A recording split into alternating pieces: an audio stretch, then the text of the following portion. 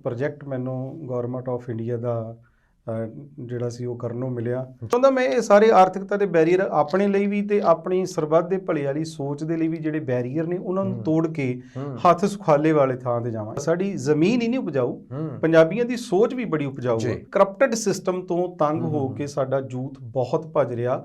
ਦੇਖੋ ਕੁਝ ਵਰੇ ਪਹਿਲਾਂ ਤੱਕ ਅਸੀਂ ਕੁੜੀਆਂ ਨੂੰ ਉੱਥੇ ਭੇਜਣਾ ਸੇਫ ਨਹੀਂ ਸੀ ਸਮਝਦੇ। ਇੱਕ ਬੰਦਾ ਰੱਜ ਕੇ ਪ੍ਰਵਾਸ ਦੇ ਖਿਲਾਫ ਬੋਲਣ ਵਾਲਾ ਜੀ, ਪਰ ਉਹ ਕਹਿੰਦਾ ਵੀ ਭਾਈ ਇਹ ਗੱਲ ਚੇਤੇ ਰੱਖੋ ਮੈਂ ਵੀ ਆਪਣੇ ਬੱਚੇ ਕੱਲ ਨੂੰ ਉੱਥੇ ਭੇਜਣੇ ਆ। ਭੱਜ ਨੱਠ ਦੀ ਜ਼ਿੰਦਗੀ ਵਿੱਚ ਅਸੀਂ ਇੰਨੇ ਜ਼ਿਆਦਾ ਅੱਗੇ ਨਿਕਲਦੇ ਜਾਂਦੇ ਆ ਕਿ ਅਸੀਂ ਖੁਦ ਨੂੰ ਵੀ ਸੰਭਾਲ ਨਹੀਂ ਪਾ ਰਹੇ ਤੇ ਆਪਣੀ ਅਗਲੀ ਪੀੜ੍ਹੀ ਨੂੰ ਤਾਂ ਸੰਭਾਲਣ ਤੋਂ ਲਗਭਗ ਅਸਮਰੱਥ ਹੋ ਗਏ ਆ।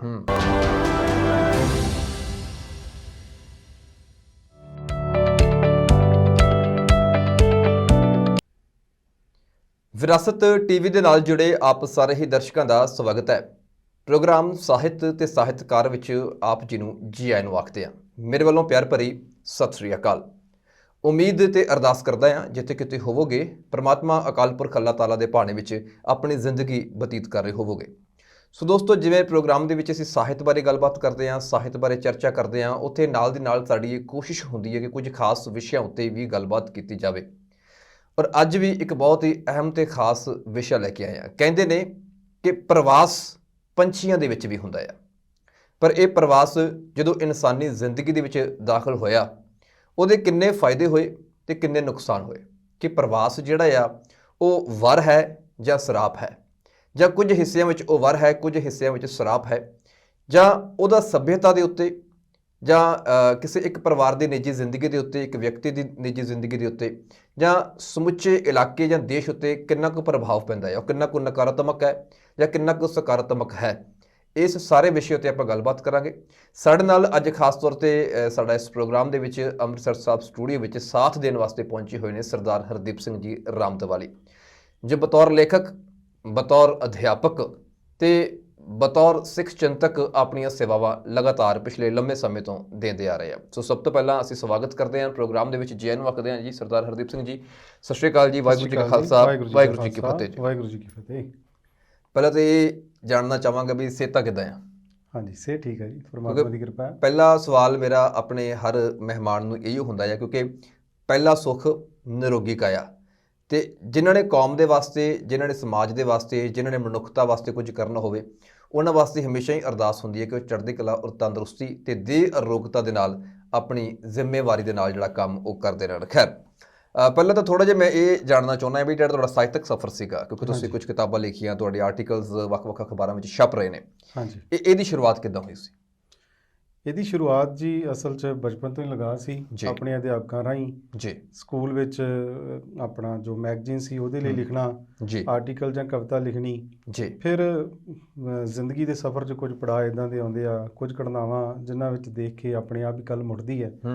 ਤੇ ਉਸ ਤੋਂ ਬਾਅਦ ਇੱਕ ਪ੍ਰੋਜੈਕਟ ਮੈਨੂੰ ਗਵਰਨਮੈਂਟ ਆਫ ਇੰਡੀਆ ਦਾ ਜਿਹੜਾ ਸੀ ਉਹ ਕਰਨ ਨੂੰ ਮਿਲਿਆ ਜੀ। ਉਹਦੇ ਵਿੱਚ ਪੰਜਾਬ ਦੇ ਸ਼ਹਿਰ ਹੁਸ਼ਿਆਰਪੁਰ 'ਤੇ ਲਿਖਣ ਦਾ ਸਮਾਂ ਮਿਲਿਆ ਜੀ। ਉਸ ਤੋਂ ਬਾਅਦ ਮੈਂ ਆਪਣੇ ਉਸਤਾਦ ਪ੍ਰਿੰਸੀਪਲ ਸੁਰਿੰਦਰ ਸਿੰਘ ਜੀ ਹੁਣ ਅਕਾਲ ਚਲਾਣਾ ਕਰ ਚੁੱਕੇ ਨੇ, ਐਸਜੀਪੀਸੀ ਦੇ ਮੈਂਬਰ ਅਤੇ ਬਤੌਰ ਉਹ ਜਿਹੜੇ ਨੇ ਜੂਨੀਅਰ ਮੀਤ ਪ੍ਰਧਾਨ ਵੀ ਸਨ, ਉਹਨਾਂ ਦੀ ਜ਼ਿੰਦਗੀ ਦਾ ਸਾਰਾ ਸਫ਼ਰ ਜਿਹੜਾ ਉਹ ਮੈਨੂੰ ਲਿਖਣ ਦਾ ਸਮਾਂ ਬਣਿਆ ਜੀ। ਜੀ ਬਿਲਕੁਲ, ਬਹੁਤ ਵਧੀਆ। ਤੇ ਅੱਜ ਰਾਮਦਵਾਲੀ ਸਾਹਿਬ ਆਪਾਂ ਇੱਕ ਖਾਸ ਵਿਸ਼ਾ ਚੁਣਿਆ ਸੀਗਾ, ਹਾਂਜੀ, ਪ੍ਰਵਾਸ ਦੇ ਬਾਰੇ। ਪਹਿਲਾਂ ਪ੍ਰਵਾਸ ਦੀ ਪਰਿਭਾਸ਼ਾ ਕੀ ਹੈਗੀ ਹੈ? ਪ੍ਰਵਾਸ ਦਾ ਜੇ ਪਰਿਭਾਸ਼ਾ ਦੇਖੀਏ ਤਾਂ ਦੋ ਹੀ ਸ਼ਬਦ ਨੇ, ਪਰਵਾਸ, ਪਰਾਏ ਥਾਂ ਤੇ ਜਾ ਕੇ ਵਾਸ ਕਰਨਾ। ਉਹ ਥਾਂ ਜਿਹੜਾ ਮੇਰੀ ਜੰਮਣ ਭੋਏ ਨਹੀਂ ਆ, ਜਿਹੜਾ ਮੇਰੇ ਵਡਿੱਕਿਆਂ ਦਾ, ਮੇਰੇ ਮਾਪਿਆਂ ਦਾ, ਮੇਰੇ ਦਾਦਕਿਆਂ ਦਾ ਸਥਾਨ ਨਹੀਂ ਹੈ, ਉਸ ਥਾਂ ਤੇ ਜਾ ਕੇ ਵਾਸਾ ਕਰਨਾ। ਭਾਵ ਆਪਣੀ ਜੱਦੀ ਜਨਮ ਭੋਂ ਨੂੰ ਛੱਡ ਕੇ, ਜਿੱਥੋਂ ਦੀ ਮੈਂ ਸਭਿਅਤਾ ਦਾ ਪਾਲਕ ਹਾਂ, ਜਿੱਥੇ ਮੇਰੀ ਮਾਂ ਨੇ ਮੈਨੂੰ ਮੇਰੀ ਮਾਂ ਬੋਲੀ ਵਿੱਚ ਲੋਰੀਆਂ ਦਿੱਤੀਆਂ, ਉਹਨੂੰ ਛੱਡ ਕੇ ਉਸ ਜਗ੍ਹਾ ਨੂੰ, ਥਾਂ ਨੂੰ, ਟਿਕਾਣੇ ਨੂੰ ਕਿਸੇ ਪਰਾਏ ਥਾਂ ਤੇ ਜਾ ਕੇ ਵਾਸ ਕਰਨਾ। ਔਰ ਉਹ ਵੀ ਉੱਥੇ ਜਿੱਥੇ ਪਿੱਠ ਭੂਮੀ ਮੇਰੇ ਵਰਗੀ ਨਹੀਂ ਆ, ਉਸ ਨੂੰ ਆਪਾਂ ਪ੍ਰਵਾਸ ਆਖ ਦਿੰਦੇ ਹਾਂ ਜੀ। ਬਿਲਕੁਲ। ਅੱਜ ਜਦੋਂ ਇਸ ਸ਼ਬਦ ਦਾ ਨਾਮ ਲਿਆ ਜਾਂਦਾ ਹੈ ਨਾ, ਤੇ ਬੜੀ ਇੱਕ ਇਹਨੂੰ ਚਿੰਤਾ ਵੀ ਜ਼ਾਹਰ ਕੀਤੀ ਜਾਂਦੀ ਹੈ ਕਿ ਪੰਜਾਬ ਦੇ ਵਿੱਚੋਂ ਬਹੁਤ ਜ਼ਿਆਦਾ ਪ੍ਰਵਾਸ ਹੋ ਰਿਹਾ ਹੈ। ਪਹਿਲਾਂ ਤਾਂ ਜਿਹੜੇ ਪ੍ਰਵਾਸੀ ਪੰਜਾਬ ਵਿੱਚ ਕੰਮ ਕਰਨ ਆਉਂਦੇ ਸੀ, ਅਕਸਰ ਉਹਨਾਂ ਦੇ ਵਾਸਤੇ ਇਹ ਲਫ਼ਜ਼ ਜ਼ਿਆਦਾ ਵਰਤਿਆ ਜਾਂਦਾ ਸੀਗਾ। ਫਿਰ ਜਦੋਂ ਸਾਡੇ ਇੱਧਰੋਂ ਕੰਮ ਕਰਨ ਜਾਣ ਲੱਗੇ, ਉਹਨਾਂ ਵਾਸਤੇ ਇਹ ਲਫ਼ਜ਼ ਕੁਝ ਹੱਦ ਤੱਕ ਵਰਤਿਆ ਜਾਣਾ ਸ਼ੁਰੂ ਹੋਇਆ। ਹਾਂਜੀ। ਭਾਵੇਂ ਕਿ ਇਹ ਅੱਜ ਦਾ ਦੌਰ ਨਹੀਂ ਹੈ, ਅਸੀਂ ਜੇ ਸੈਂਕੜੇ ਸਾਲ ਪਿੱਛੇ ਚੱਲੀਏ ਤੇ ਉਦੋਂ ਵੀ ਸਾਡੇ ਜਿਹੜੇ ਦੇਸ਼ ਦੇ ਲੋਕ ਸੀਗੇ, ਚਾਹੇ ਉਹ ਪੰਜਾਬ ਨਾਲ ਸੰਬੰਧ ਰੱਖਦੇ ਸੀ ਜਾਂ ਕਿਸੇ ਹੋਰ ਸੂਬੇ ਦੇ ਨਾਲ, ਉਹ ਮਿਹਨਤ ਮਜ਼ਦੂਰੀ ਦੇ ਵਾਸਤੇ ਜਾਂ ਪਰਿਵਾਰਕ ਮਜਬੂਰੀਆਂ ਦੇ ਵਾਸਤੇ ਪ੍ਰਵਾਸ ਉਹਨਾਂ ਨੂੰ ਕਰਨਾ ਪੈਂਦਾ ਸੀਗਾ। ਅੱਜ ਜਿਹੜਾ ਸਮਾਂ ਹੁਣ ਦਾ ਹੈਗਾ ਆ, ਚਾਹੇ ਉਹ ਸਟੂਡੈਂਟ ਬੇਸ ਦੀ ਗੱਲ ਕਰਦੇ ਆ ਜਾਂ ਵੈਸੇ ਵੀ ਹਰ ਕਿਸੇ ਦੀ ਖੁਆਇਸ਼ ਉਹ ਦੂਸਰੇ ਮੁਲਕ ਜਾਣ ਦੀ ਹੈ। ਇਹਦੇ ਪਿੱਛੇ ਵੱਡਾ ਕਾਰਨ ਤੁਸੀਂ ਕੀ ਸਮਝਦੇ ਆ? ਪਹਿਲਾਂ ਤਾਂ ਮੈਂ ਜਿਵੇਂ ਜ਼ਿਕਰ ਕੀਤਾ ਵੀ ਮਜਬੂਰੀਆਂ ਸੀਗੀਆਂ ਔਰ ਕੁਝ ਕੁ ਲੋਕ ਹੀ ਜਾਂਦੇ ਸੀ। ਹਾਂਜੀ। ਹੁਣ ਤਕਰੀਬਨ ਜਿਹੜਾ ਇੱਥੇ ਸੌਖਾ ਆ ਉਹ ਵੀ ਬਾਹਰ ਜਾਣਾ ਚਾਹੁੰਦਾ ਆ, ਜਿਹਨੂੰ ਇੱਥੇ ਸਮੱਸਿਆ ਆ ਉਹ ਵੀ ਬਾਹਰ ਜਾਣਾ ਚਾਹੁੰਦਾ ਆ। ਇਹਦੇ ਪਿੱਛੇ ਵੱਡਾ ਕਾਰਨ ਤੁਸੀਂ ਕੀ ਦੇਖਦੇ ਹੋ? ਪਹਿਲਾਂ ਤਾਂ ਮੁੱਢਲਾ ਕਾਰਨ ਤਾਂ ਬੰਦੇ ਦਾ ਆਰਥਿਕ ਪੇਸ਼ਾ ਹੀ ਆ ਜੀ।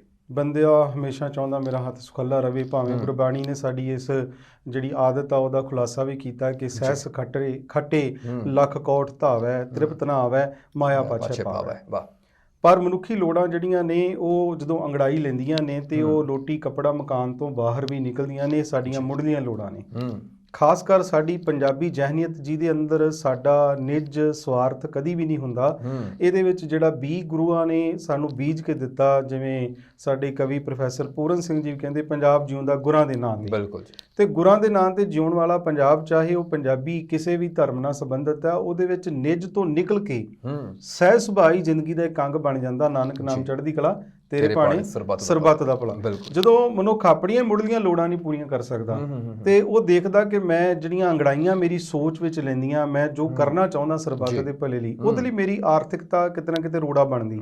ਉਹ ਚਾਹੁੰਦਾ ਮੈਂ ਇਹ ਸਾਰੇ ਆਰਥਿਕਤਾ ਦੇ ਬੈਰੀਅਰ ਆਪਣੇ ਲਈ ਵੀ ਤੇ ਆਪਣੀ ਸਰਬੱਤ ਦੇ ਭਲੇ ਵਾਲੀ ਸੋਚ ਦੇ ਲਈ ਵੀ ਜਿਹੜੇ ਬੈਰੀਅਰ ਨੇ ਉਹਨਾਂ ਨੂੰ ਤੋੜ ਕੇ ਹੱਥ ਸੁਖਾਲੇ ਵਾਲੇ ਥਾਂ ਤੇ ਜਾਵਾਂ। ਇੱਕ ਤਾਂ ਇਹ ਕਾਰਨ ਹੈ ਜੀ ਆਰਥਿਕਤਾ ਦਾ। ਦੂਜਾ ਕਾਰਨ ਜਿਹੜਾ ਅੱਜ ਦੇ ਸਮੇਂ 'ਚ ਤੁਸੀਂ ਸਵਾਲ ਕੀਤਾ ਕਿ ਚੰਗੇ ਭਲੇ ਪਰਿਵਾਰਾਂ ਵਿੱਚ ਜਿਨ੍ਹਾਂ ਦਾ ਸਰਦਾ ਆ, ਮੋਟੀ ਕਮਾਈ ਆ, ਜਾਂ ਆਪਣਾ ਬਿਜ਼ਨਸ ਸੈੱਟ ਆ, ਜਾਂ ਪਹਿਲੀ ਬੰਨਾ ਪੂਰਾ ਹੈ, ਉਹ ਬੱਚੇ ਕਿਉਂ ਜਾ ਰਹੇ ਆ? ਉਹਦਾ ਇੱਕ ਕਾਰਨ ਆ ਕਿ ਜੋ ਸਾਡਾ ਸਿਸਟਮ ਇੱਥੇ ਦਾ ਹੋ ਗਿਆ, ਜਿਹਦੇ ਵਿੱਚ ਜਿਹਦੇ ਕੋਲ ਤਾਂ ਪੋਲੀਟੀਕਲ ਅਪਰੋਚ ਹੈ ਉਹਦਾ ਇੱਕ ਸਟੇਟਸ ਮੰਨਿਆ ਜਾਂਦਾ। ਜਿਹੜਾ ਪੋਲੀਟੀਕਲ ਪਾਵਰ ਤੋਂ ਜਾਂ ਅਪਰੋਚ ਤੋਂ ਬਾਹਰ ਆ, ਉਹ ਤਾਂ ਜਿਸ ਤਰ੍ਹਾਂ ਦੀ ਇੱਥੇ ਉਹਦੀ ਹਾਲਤ ਆ, ਉਹਨੂੰ ਦੇਖ ਕੇ ਉਹ ਲੋਕ ਕਹਿੰਦੇ ਵੀ ਇਸ, ਕਿਉਂਕਿ ਜਿਹੜਾ ਪੜ੍ਹਿਆ ਲਿਖਿਆ ਤੇ ਕਾਨੂੰਨ ਦੇ ਹਿਸਾਬ ਨਾਲ ਚੱਲਣ ਵਾਲਾ ਬੰਦਾ, ਉਹ ਸੋਚਦਾ ਮੈਂ ਕਿੱਥੇ ਯਾਰ ਰਹਿ ਰਿਹਾ, ਮੈਂ ਇੱਕ ਇਹੋ ਜਿਹੇ ਦੇਸ਼ 'ਚ ਚੱਲਾਂ ਜਿੱਥੇ ਬੰਦੇ ਨੂੰ ਬਰਾਬਰ ਸਮਝਿਆ ਜਾਂਦਾ ਹੋਵੇ। ਜੇ ਸਿੱਧੇ ਲਫ਼ਜ਼ਾਂ 'ਚ ਪੰਜਾਬੀਆਂ ਵਾਂਗ ਕਹਿਣਾ ਹੋਵੇ ਤੇ ਬੰਦੇ ਨੂੰ ਬੰਦਾ ਸਮਝਿਆ ਜਾਂਦਾ ਹੋਵੇ। ਇੱਕ ਤੀਸਰੀ ਕੈਟਾਗਰੀ ਆ ਜਿਹਦੇ ਵਿੱਚ ਲਗਭਗ ਸਰਦੇ ਪੁੱਜਦੇ ਪਰਿਵਾਰ ਹੀ ਆਉਂਦੇ ਆ। ਉਹ ਕੈਟਾਗਰੀ ਆ ਵੀ ਜਿਹੜੀ ਸਟੇਟਸ ਨਾਲ ਸਟੇਟਸ ਮਿਲਾ ਕੇ ਚੱਲਣਾ ਚਾਹੁੰਦੇ। ਉਹ ਸਿਰਫ ਇੱਕ ਸਟੇਟਸ ਖਾਤਰ ਜਾ ਰਹੇ ਨੇ ਕਿ ਅਸੀਂ ਵੀ ਉੱਦਾਂ ਦੇ ਬਣੀਏ, ਅਸੀਂ ਕਿਸੇ ਤੋਂ ਘੱਟ ਨਹੀਂ ਆ, ਉੱਦਾਂ ਦੇ ਰਹਿਣ ਸਹਿਣ 'ਚ ਰਹੀਏ। ਇਸ ਲਈ ਆਪਣਾ ਘਰ ਫੂਕ ਕੇ ਤਮਾਸ਼ਾ ਵੇਖਣ ਵਾਲਾ ਕੰਮ ਵੀ ਹੋ ਰਿਹਾ। ਉੱਥੇ ਜਾ ਕੇ ਜਿਹੜਾ ਅਸੀਂ, ਤੁਸੀਂ ਕਿਹਾ ਨਾ ਸ਼ਬਦ ਪ੍ਰਵਾਸੀ ਮਜ਼ਦੂਰਾਂ ਲਈ, ਪੰਜਾਬ ਵਿੱਚ ਆਉਣ ਵਾਲਿਆਂ ਲਈ ਵਰਤਦੇ ਸੀ, ਉਹ ਉਸ ਲਫ਼ਜ਼ ਨੂੰ ਵੀ ਆਪਣੇ ਤੇ ਲਵਾਉਣ ਲਈ ਤਿਆਰ ਨੇ। ਸਿਰਫ ਇਹ ਕਿ ਅਸੀਂ ਬਾਹਰਲੇ, ਜੇ ਸਾਡਾ ਕੋਈ ਭਾਈ ਜਾਂ ਕੋਈ ਰਿਸ਼ਤੇਦਾਰ ਗਿਆ, ਅਸੀਂ ਵੀ ਉਹਨਾਂ ਵਰਗੇ ਹੋਈਏ। ਸੋ ਇਹ ਕਾਰਨ ਨੇ। ਇੱਕ ਸਟੇਟਸ ਦਾ ਜਿਹੜਾ ਬਹਾਲੀ ਵਾਲਾ ਪੁਆੜਾ ਨਾ ਸਾਡੀ ਸੋਚ ਵਿੱਚ, ਉਹ ਬੜਾ ਡਾਢਾ ਆ ਤੇ ਉਹ ਕਿਤੇ ਨਾ ਕਿਤੇ ਇਹ ਫੈਕਟਰ ਉਹਨਾਂ ਦੀ ਸੋਚ ਕੰਮ ਕਰਦਾ, ਜਿਹਦੇ ਲਈ ਉਹ ਭੱਜਦੇ ਨੇ। ਬਿਲਕੁਲ ਜੀ। ਜਿਵੇਂ ਨਾ ਅਸੀਂ ਪਹਿਲੇ ਸਮੇਂ ਦੀ ਜਦੋਂ ਗੱਲ ਕਰਦੇ ਹਾਂ, ਕੋਈ ਬੰਦਾ ਬਾਹਰੋਂ ਆਇਆ ਹੁੰਦਾ ਸੀਗਾ, ਉਹਦਾ ਜਿਹੜਾ ਸਟਾਈਲ ਹੁੰਦਾ ਸੀਗਾ, ਲਿਵਿੰਗ ਸਟਾਈਲ, ਉਹ ਬੜਾ ਅਟਰੈਕਟ ਕਰਦਾ ਸੀ ਜਿਹੜੇ ਸੀ ਆਮ ਲੋਕ ਹੁੰਦੇ ਸੀ ਵੀ ਇਹ ਤਾਂ ਜੀ ਵਲੈਤੋਂ ਆਇਆ। ਉਹ ਵਲੈਤ ਲਫ਼ਜ਼ ਵਰਤਿਆ ਜਾਂਦਾ ਸੀ, ਚਾਹੇ ਦੇਸ਼ ਕੋਈ ਵੀ ਹੋਵੇ, ਕਿਸੇ ਵੀ ਮੁਲਕ ਤੋਂ ਆਇਆ ਹੋਵੇ, ਵੀ ਇਹ ਵਲੈਤੋਂ ਆਇਆ। ਵਲੈਤੀ ਮੇਮਾਂ ਬੜੀਆਂ ਮਸ਼ਹੂਰ ਕਰ ਛੱਡੀਆਂ ਸੀ ਅਸੀਂ, ਤੇ ਉਹ ਵਲੈਤ ਦੀ ਇੱਕ ਖਿੱਚ ਰਹੀ ਹੈ। ਤੇ ਕਿਤੇ ਨਾ ਕਿਤੇ ਜਦੋਂ ਸਾਡੇ ਜਿਹੜੇ ਸਟੂਡੈਂਟਸ ਕਿਤੇ ਇੱਕ ਰੀਜਨ ਸੀ ਵੀ ਕੇਵਲ ਪੜ੍ਹਾਈ ਕਰਨ ਤੱਕ ਸੀਮਤ ਸੀ, ਪੜ੍ਹਾਈ ਕਰਨ ਵਾਸਤੇ, ਇਹ ਹੁਣ ਦੀ ਗੱਲ ਨਹੀਂ ਹੈ। ਜੇ ਤੁਸੀਂ ਪਿੱਛੇ ਵੀ ਜਾਂਦੇ ਆ, ਸਾਡੇ ਬਹੁਤ ਵੱਡੇ ਵੱਡੇ ਲੀਡਰ ਜਿਹੜੇ ਨੇ, ਚਾਹੇ ਸਿੱਖ ਐਸੇ ਲੀਡਰਾਂ ਦੀ ਗੱਲ ਕਰੀਏ ਜਾਂ ਦੇਸ਼ ਦੇ ਨੇਤਾਵਾਂ ਦੀ ਗੱਲ ਕਰੀਏ, ਇਹਨਾਂ ਦੀਆਂ ਵੀ ਡਿਗਰੀਆਂ ਵਿਦੇਸ਼ਾਂ ਵਿੱਚ ਹੋਈਆਂ ਨੇ। ਮੈਂ ਸਰਦਾਰ ਮਹਿੰਦਰ ਸਿੰਘ ਰੰਧਾਵਾ ਦੀ ਜੀਵਨੀ ਪੜ੍ਹ ਰਿਹਾ ਸੀਗਾ ਆਪ ਬੀਤੀ, ਵੀ ਉਹ ਵੀ ਵਿਦੇਸ਼ਾਂ ਤੋਂ ਹੀ ਪੜ੍ਹਾਈ ਕਰਕੇ ਆਏ। ਬਿਲਕੁਲ ਜੀ। ਸੋ ਇਹ ਕਿਤੇ ਨਾ ਕਿਤੇ ਪੜ੍ਹਾਈ ਤੱਕ ਸੀਮਤ ਸੀ, ਪਰ ਅੱਜ ਇਹ ਬਹਾਨਾ ਪੜ੍ਹਾਈ ਬਣ ਗਈ ਤੇ ਮਕਸਦ ਕੋਈ ਹੋਰ ਹੋ ਗਿਆ। ਇਹ ਕਿਉਂ ਹੋ ਗਿਆ ਇਹਦਾ? ਕਿਉਂਕਿ ਉਹਨਾਂ ਨੂੰ ਚਾਹੀਦੀ ਹੈ ਜੀ ਯੰਗ ਜਨਰੇਸ਼ਨ, ਜਿਹਦੇ ਕੋਲੋਂ ਉਹ ਇੱਕ ਲੰਬਾ ਸਮਾਂ, ਕਿਉਂਕਿ ਨੌਜਵਾਨ ਪੀੜ੍ਹੀ ਕਿਸੇ ਵੀ ਦੇਸ਼ ਦੀ ਹਰ ਪੱਖ ਦੀ, ਸਮਾਜਿਕ ਹੋਵੇ, ਆਰਥਿਕ ਹੋਵੇ, ਰਾਜਨੀਤਿਕ ਹੋਵੇ, ਰੀੜ੍ਹ ਦੀ ਹੱਡੀ ਹੁੰਦੇ ਨੇ। ਬਿਲਕੁਲ। ਉਹ ਸਾਡੀ ਰੀੜ੍ਹ ਦੀ ਹੱਡੀ ਖਿੱਚ ਲਈ ਜਾਂਦੇ ਪਿੱਛੇ। ਹੁਣ ਸਰੀਰ ਦਾ ਜੋ ਬਚਾਅ, ਬਾਕੀ ਅੰਗ ਪ੍ਰਾਣ ਬਚਦੇ ਨੇ, ਉਹਦੀ ਕਿੰਨੀ ਕੁ ਵੈਲਿਊ ਆਪਾਂ ਨੂੰ ਪਤਾ। ਉਹਨਾਂ ਲੋਕਾਂ ਨੇ ਇਹ ਸਮਝ ਲਿਆ ਵੀ ਇਹ ਬੱਚੇ ਇੱਥੇ ਆਉਣਗੇ ਤਾਂ ਇਹ ਸਾਨੂੰ ਇੱਕ ਲੰਬਾ ਸਮਾਂ ਕਮਾਈ ਖਵਾਉਣਗੇ। ਕਮਾਈ ਖਵਾਉਣ ਦਾ ਇਨ ਦਾ ਸੈਂਸ ਕਿ ਅਸੀਂ ਉੱਥੇ ਜਾਂਦੇ ਹਾਂ ਸਟੂਡੈਂਟ ਬੇਸ ਤੇ, ਇਹ ਤੇ ਸਾਡੇ ਆ ਨਾ ਵੀ ਚੱਲਦੇ ਨੇ, ਤੇ ਅਸੀਂ ਜਿਹੜਾ ਸਾਡਾ 20 ਘੰਟੇ ਦਾ ਵੀਕਲੀ ਵਰਕ ਟਾਈਮ ਆ, ਉਹਦੇ ਤੋਂ ਬਾਹਰ ਨਿਕਲ ਕੇ ਵੀ ਅਸੀਂ ਆਪਣੇ ਹੱਡ ਭੰਨਦੇ ਹਾਂ। ਸਾਡੇ ਬੱਚੇ ਤੇ ਇੱਕ ਤਰ੍ਹਾਂ ਮੈਂ ਕਹਾਂ ਕਿ ਇਲੀਗਲ ਹੋ ਜਾਂਦਾ ਕੰਮ, ਉਸ ਤੋਂ ਬਾਹਰ ਕੰਮ ਕਰਨਾ। ਉਹਨਾਂ ਨੇ ਸਿਰਫ ਇੰਨਾ ਕੁ ਲੀਗਲ ਰੱਖਿਆ ਕਿ ਤੁਸੀਂ ਆਪਣਾ ਪੜ੍ਹਾਈ ਦਾ ਖਰਚਾ ਕਰ ਸਕੋ। ਬਿਲਕੁਲ। ਪਰ ਅਸੀਂ ਪੜ੍ਹਾਈ ਦਾ ਖਰਚਾ ਨਹੀਂ ਕਰਨਾ ਚਾਹੁੰਦੇ, ਪੜ੍ਹਾਈ ਅਸਲ 'ਚ ਅਸੀਂ ਕਰਨੀ ਨਹੀਂ ਗਏ। ਸਾਡੇ ਮੈਨੂੰ ਲੱਗਦਾ ਜੇ ਦੇਖਿਆ ਜਾਵੇ ਤੇ ਅੱਧਿਓਂ ਵੱਧ ਬੱਚੇ ਉਹ ਨੇ ਜਿਹੜੇ ਕਾਲਜ ਵਗੈਰਾ ਥੋੜੇ ਸਮੇਂ ਬਾਅਦ ਹੀ ਛੱਡ ਹੀ ਜਾਂਦੇ ਨੇ, ਕਿਉਂਕਿ ਅਸਲ 'ਚ ਉਹ ਕਾਲਜ ਗਏ ਹੀ ਨਹੀਂ। ਜੇ ਪੜ੍ਹਨਾ ਹੁੰਦਾ ਤੇ ਸਾਡੇ ਆ ਟ੍ਰਿਬਿਊਨ ਦੇ ਪਿਛਲੇ ਕੁਝ ਦਿਨਾਂ ਦੇ ਆਰਟੀਕਲ ਦੇਖੀਏ ਵੀ ਸਾਡੇ ਇੰਨੇ ਟੈਕਨੀਕਲ ਕਾਲਜ ਬੰਦ ਹੋ ਗਏ, ਵਿਦਿਆਰਥੀਆਂ ਦੀ ਗਿਣਤੀ ਦਾ ਗ੍ਰਾਫ ਇੰਨਾ ਥੱਲੇ ਆ ਗਿਆ। ਉਹਦਾ ਕਾਰਨ ਇਹ ਕਿ ਅਸਲ 'ਚ ਅਸੀਂ ਪੜ੍ਹਨਾ ਨਹੀਂ, ਅਸੀਂ ਅਸਲ 'ਚ ਉੱਥੇ ਕਮਾਉਣ ਗਏ ਆ। ਤੇ ਸਾਡੀ ਕਮਾਈ ਦੇ ਉੱਪਰ ਇੱਕ ਵੱਡਾ ਡਾਕਾ ਉਹਨਾਂ ਦੇ ਨਿਯਮਾਂ ਦਾ, ਅਸੀਂ ਵਕੀਲ ਕਰਦੇ ਆ, ਅਸੀਂ ਹਰ ਸਾਲ ਅੱਗੇ ਤੋਂ ਅੱਗੇ ਐਡਮਿਸ਼ਨ ਲੈ ਕੇ ਫੀਸਾਂ ਉੱਥੇ ਭਰਦੇ ਆ।